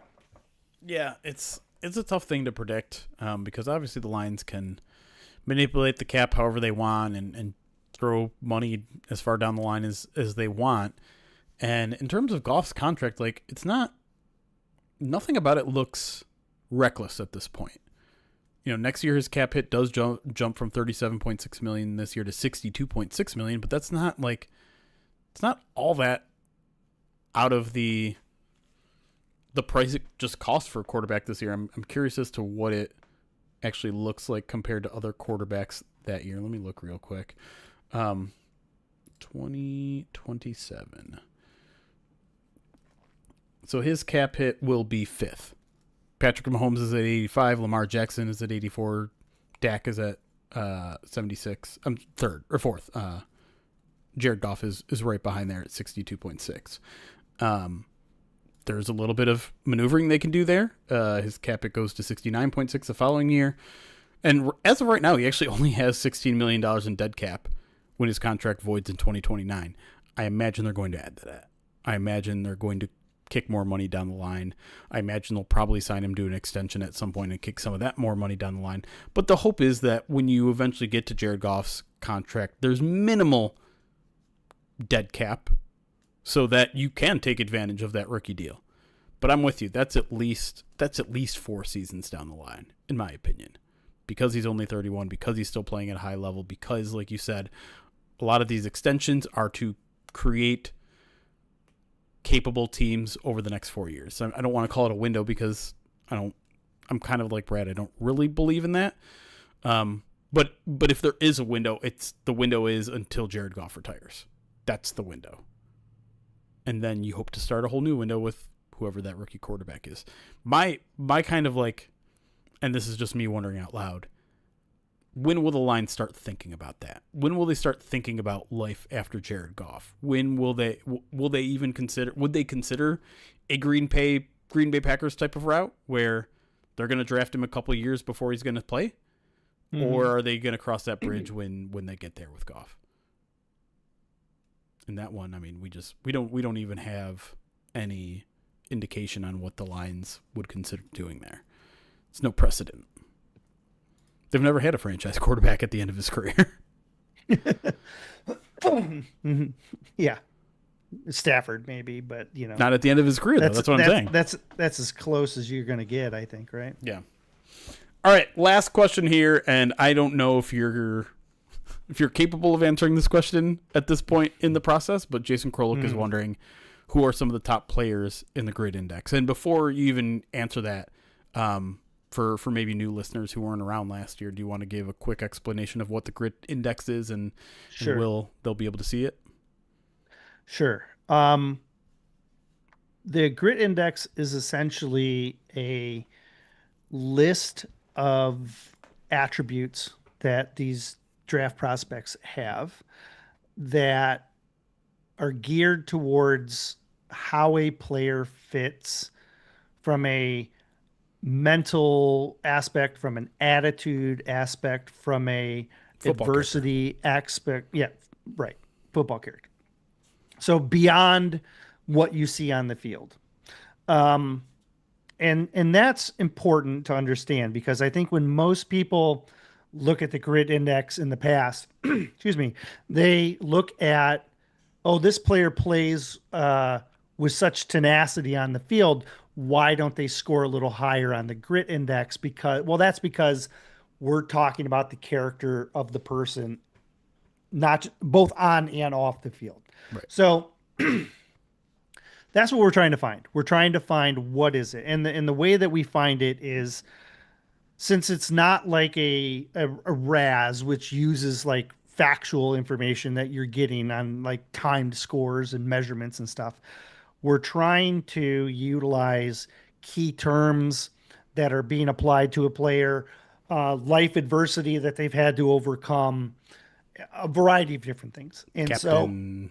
so yeah, where they walk on and then developed into an All-American. That's, those things, right?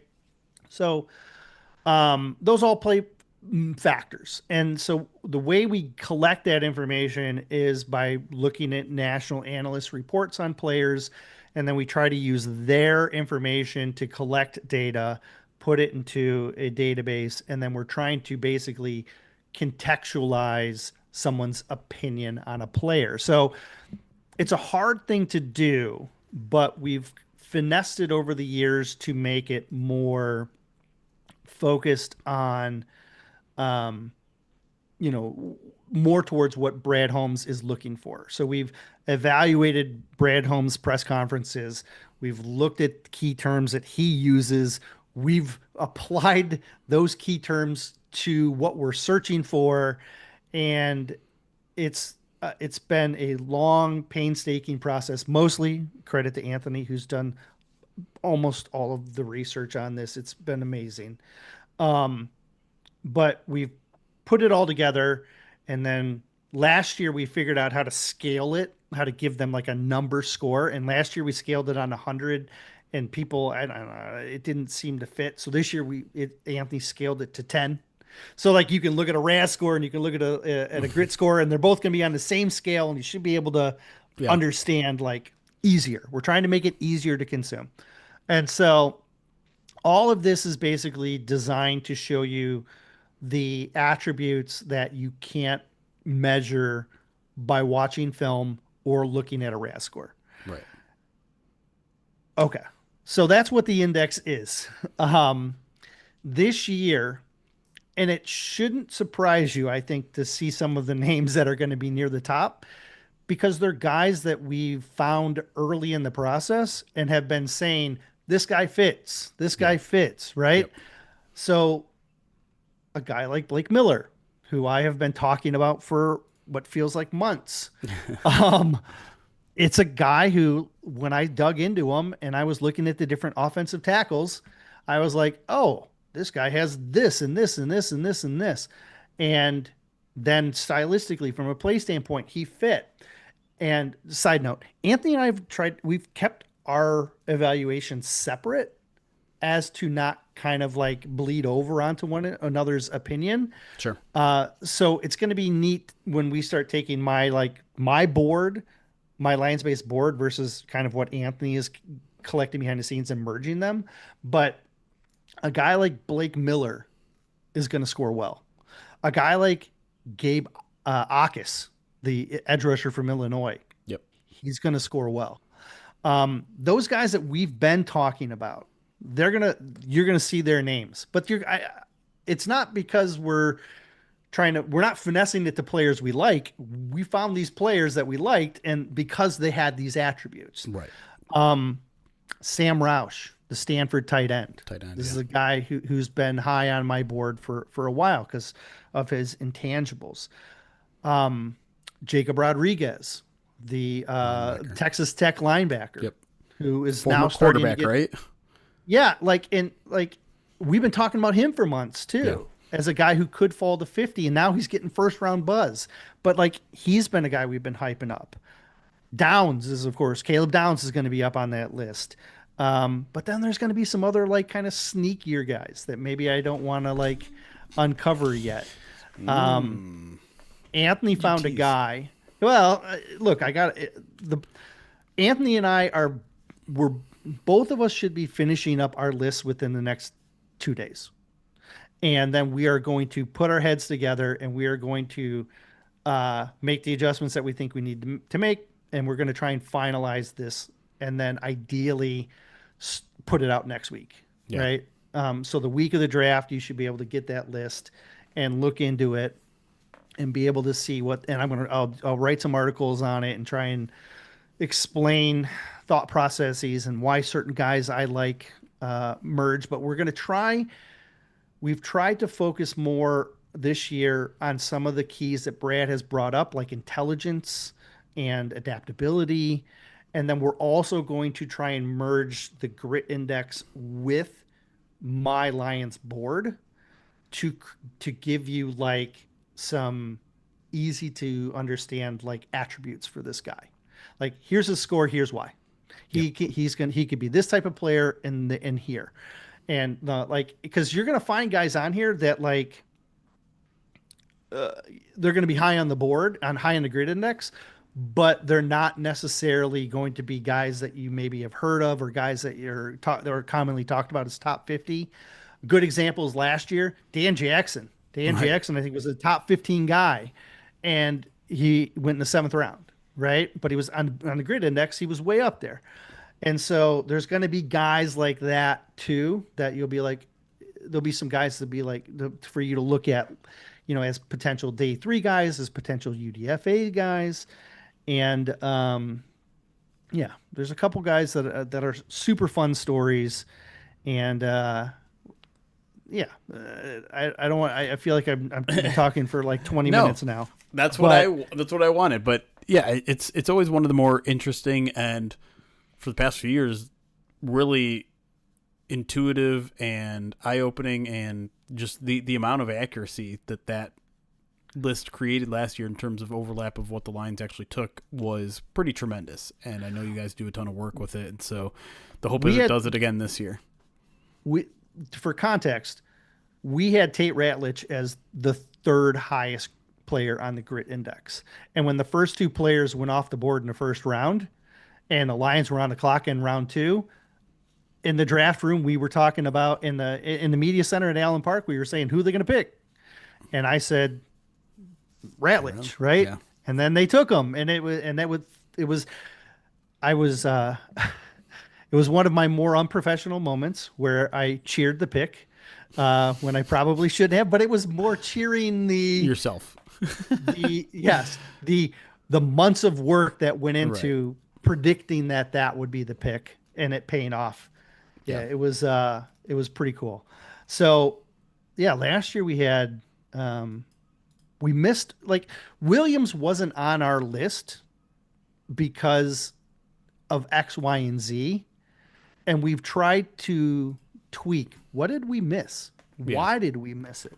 What were the character traits that he had that made him high on the Lions board that maybe we didn't? And so we're making these tweaks and stuff. And I can't give enough credit to Anthony, who is purposefully, he wants to be behind the scenes. Yeah. Tried to bring him more to the forefront. I'm trying to coax him out a little bit more because he does so much work and he deserves so much credit on this. Yeah. I really can't say it enough. And maybe he'll allow me to get him on a podcast or two here or there.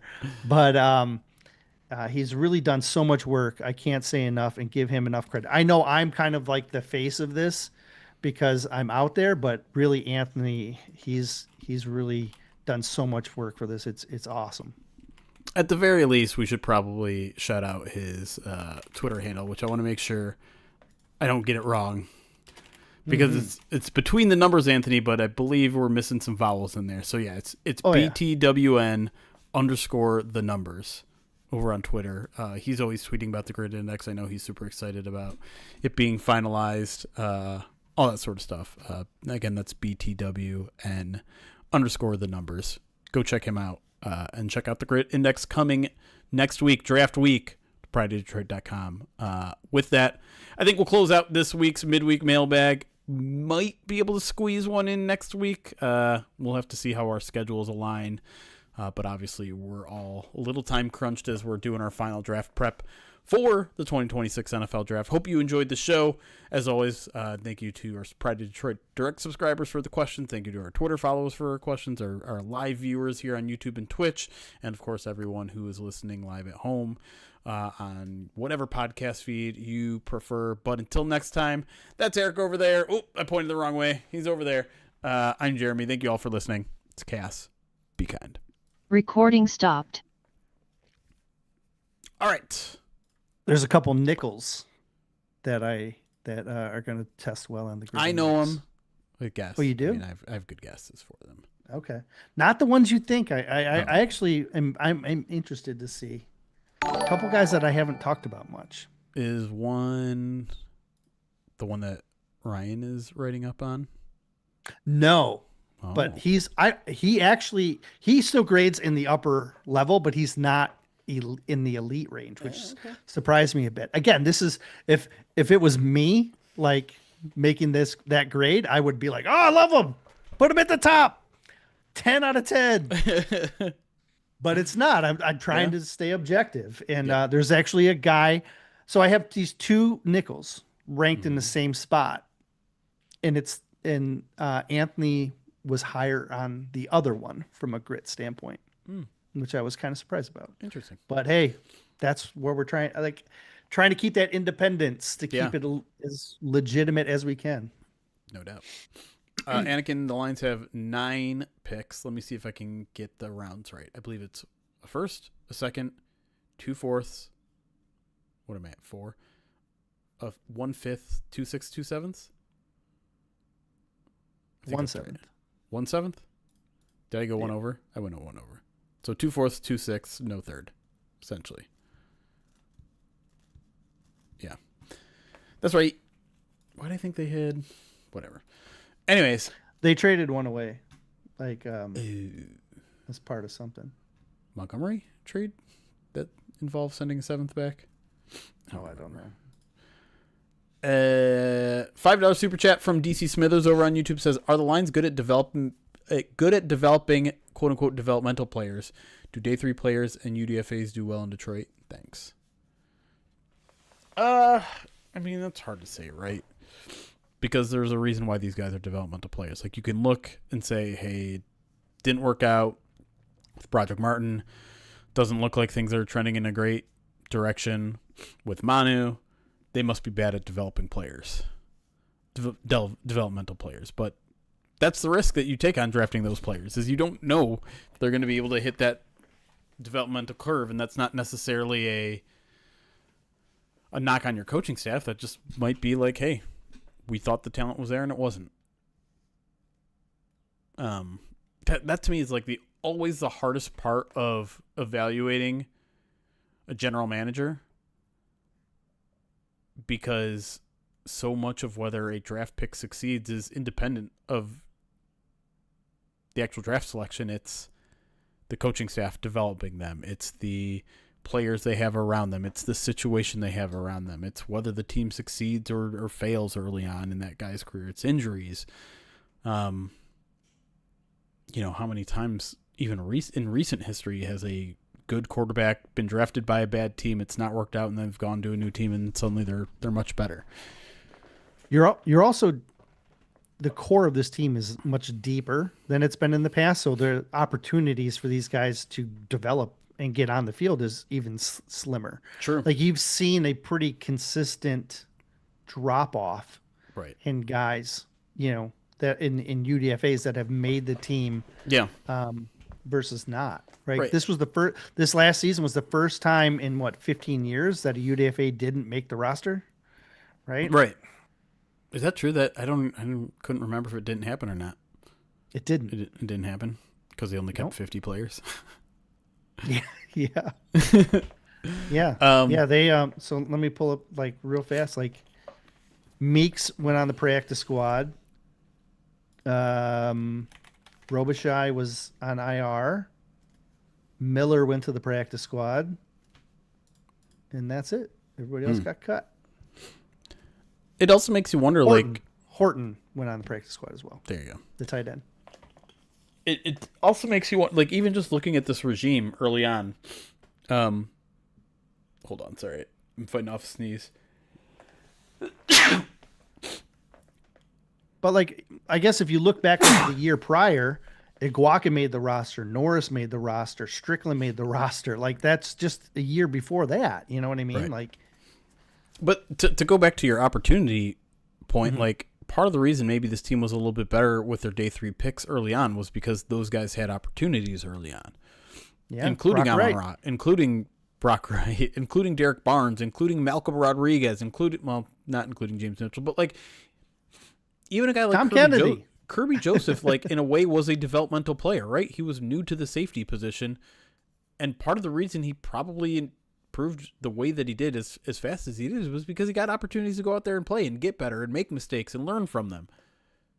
Now, if you're a 3rd or 4th round pick on the Lions, like, you better improve on the practice field, because there's no guarantee you got playing time to really develop in that way. And I think this, in a lot of ways, goes back to the league's need for a developmental league, for there to be a Grand Rapids Griffins version of the Detroit Lions, so these guys can, like, get reps and get playing time and get better, because it's easy for that to happen early on when your roster sucks, right?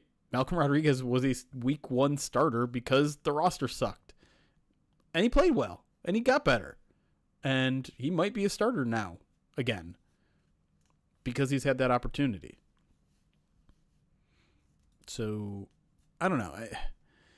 I also think, like, part of it is, if you're talking about, like, these, like, truly developmental guys, these guys that are good traits but either bad level of competition, no experience, whatever, I just think the sample size is too small to be like, they're not good at it because Ahmed Hassanin didn't play a snap, or Broderick Martin isn't on the team anymore, or Giovanni Manu isn't the starting left tackle in his 3rd year. We'll see. The one thing that Brad has, I think, openly said is, like, he's not deterred from taking a chance on players like that anymore. Like, he hasn't looked at those situations and been like, you know what, the process was wrong there. Process was right, it just didn't work out. For context, Yeah. the chances of a player getting a second contract that was drafted in the 1st round is between about 50 and 70%. Mm-hmm. The chances of a player drafted on day 2 getting a second contract is between 30 and 40%. And the chances of a day 3 guy getting his second contract is less than 10%. So this is not a Detroit Lions thing. This is how the league works. Guys that are drafted on day 3, the chances of them succeeding in the league is less than 10%. And if you're talking about UDFAs, it just gets smaller and smaller and smaller, right? But it happens. The guys happen all the time. Sure. But, like, even 1st rounders aren't getting second contracts sometimes. And those are supposed to be guys that are surefire picks. Is that with the original team? Or I second contracts in the NFL period? I don't know. This was just my...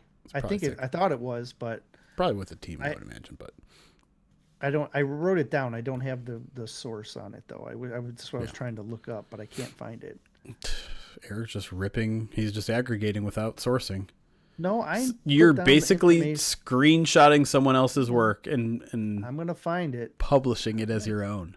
I didn't publish anything. This is publication. What we're doing right now, it's publication. All right. I'm estimating. These are my estimated numbers based on something I read. I also I used to have a picture from inside an NFL facility that listed, like there was or was it a college? I think it was a college that had it. And they said the chances of you making it in the NFL, and they had like if you're drafted here. Yep. And like because if you were drafted in like the 7th round, it was something like ridiculous, like less than 1%. Yeah. Oh yeah. I mean, a good amount of 7th rounders are cut their first year. All right. Here's one that I found from 2018. According to, and they are sourcing. Oh, it's Justin. Justin, no, from Mello? Acme, from Acme Packing. Mosqueda. He wrote Justice. He sourced 538. Okay. As his source, and he has, if you were picked from 1 to 16, the chances of you being retained by your team was less than 40%. So that must mean my other numbers were just second contract in general. Yeah. Dang. Yeah, it's less than 40. If you're picked between 17 and 32, it's at 45. From 30 to, top half of the second round, it's less than 30. Bottom half of the second round, it's less than 13. And like, it's crazy.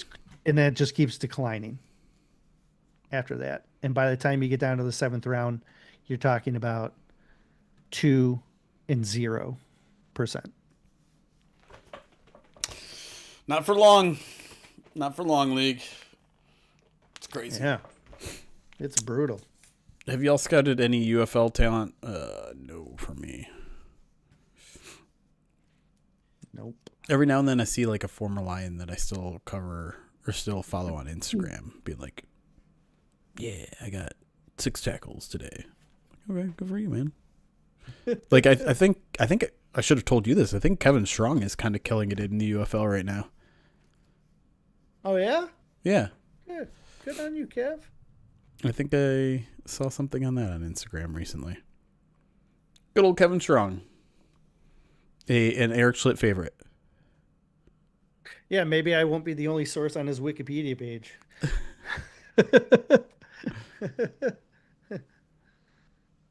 You remember at one point, I think I was like 80% of the sources on his Wikipedia page or something like that. It was crazy. They had like 8 or 10 of my articles with Kevin. I liked him a lot. I used to have a picture.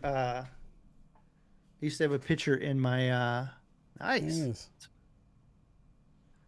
One of the PFF leaders. 89.6 for the hat team. That's good. The blue hat team.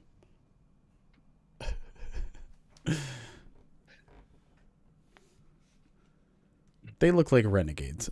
Oh, they are the renegades. Kevin Strong, a quarterback's nightmare. Oh, wait, let's see a sec. Okay, big. that's not even sack. He'd be a good face. He'd be a good 4-eye. A Levi replacement? Yeah. He was just here too early before the role was established.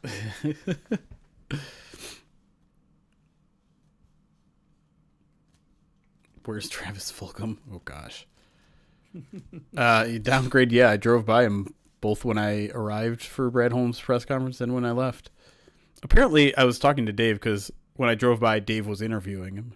And I asked him who you're interviewing. He's like, oh yeah, every couple of years, there's just a guy out there that wants to try out, that just shows up. And I don't think it ever amounts to anything. Same guy, or I don't think so.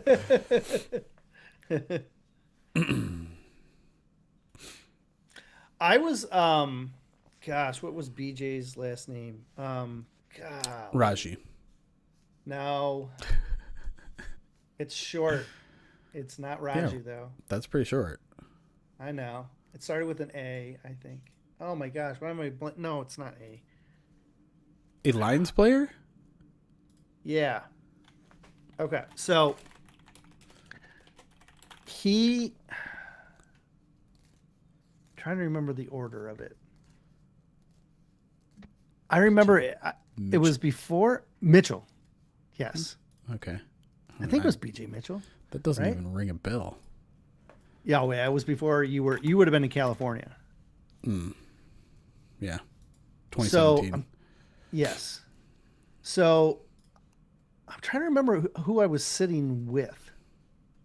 But this was before even I was credentialed. I was sitting in the stands with, it could have been like Ryan and Alex for all I can remember. Sure. Probably like, and I remember sitting there and looking down and saying, "Is that BJ Mitchell down there?" And they were like, "Yeah, I think it is." And so then like he was in the same stands we were in. And I remember I went down and I sat next to him and I said, "Oh, hey, and then we started chatting, and like his former coach was like the Lions special teams assistant coach or something like that at the time, or I'm trying to remember what the connection was, but he had a connection to the staff, and like he ended up like it was he said he had a rookie tryout. I don't know if he ever made the team. Yes. Yeah. Yeah. But that's where I was going with this. Yeah. Like I think he ended up getting a tryout, and he like simply showed up just to kind of show up and reconnect with a coach of his. And then I think he ended up getting like a tryout because of that. So like, it's not unheard of. Sure. Is I guess where I'm going. There's a whole lot of holes in that story that I was trying to tell because it was so long ago. Because that was like 10 years ago. But right? I'll say this. If Brad Holmes is like, hey, I'm not going to the owners' meetings. We're not doing local pro days anymore. I need to save time. I need time. I'm not sure standing outside of Allen Park and holding a sign saying, hey, I played football, let me in, is going to get you in front of Brad Holmes. I admire the confidence. I admire the tenacity. Standing out in hot weather for at least 4 hours, 5 hours that I was there. Appreciate all that, but that's grit. Gotta show that grit.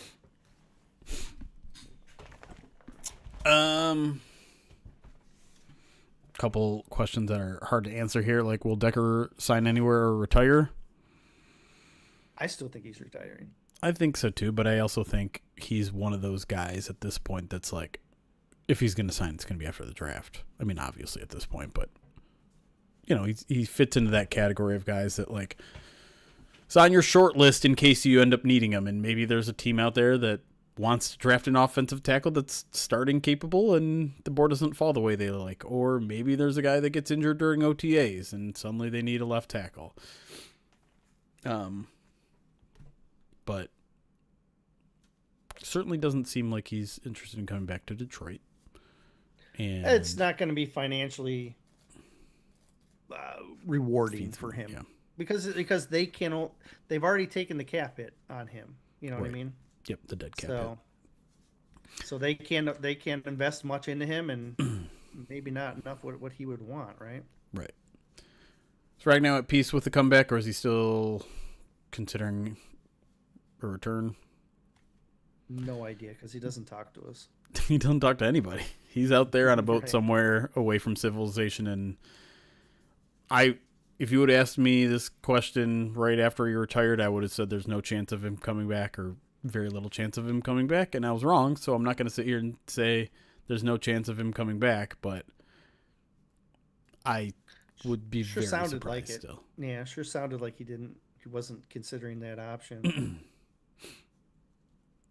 Okay. I think that might be it. Like I said, we're gonna see if we can try to fit in one more midweek mailbag before the draft, but given that we're gonna be cramming, I can't guarantee it. We will have one more POD cast probably on Monday night, our official draft preview podcast. I'm gonna try to get a first bite to Pride of Detroit Direct subscribers this week. I have not booked it yet, but I have an idea. I do have a Pride of Detroit Direct column that I plan on writing and finishing for tomorrow. And I think that's all I got for you guys for now. Are we? Okay.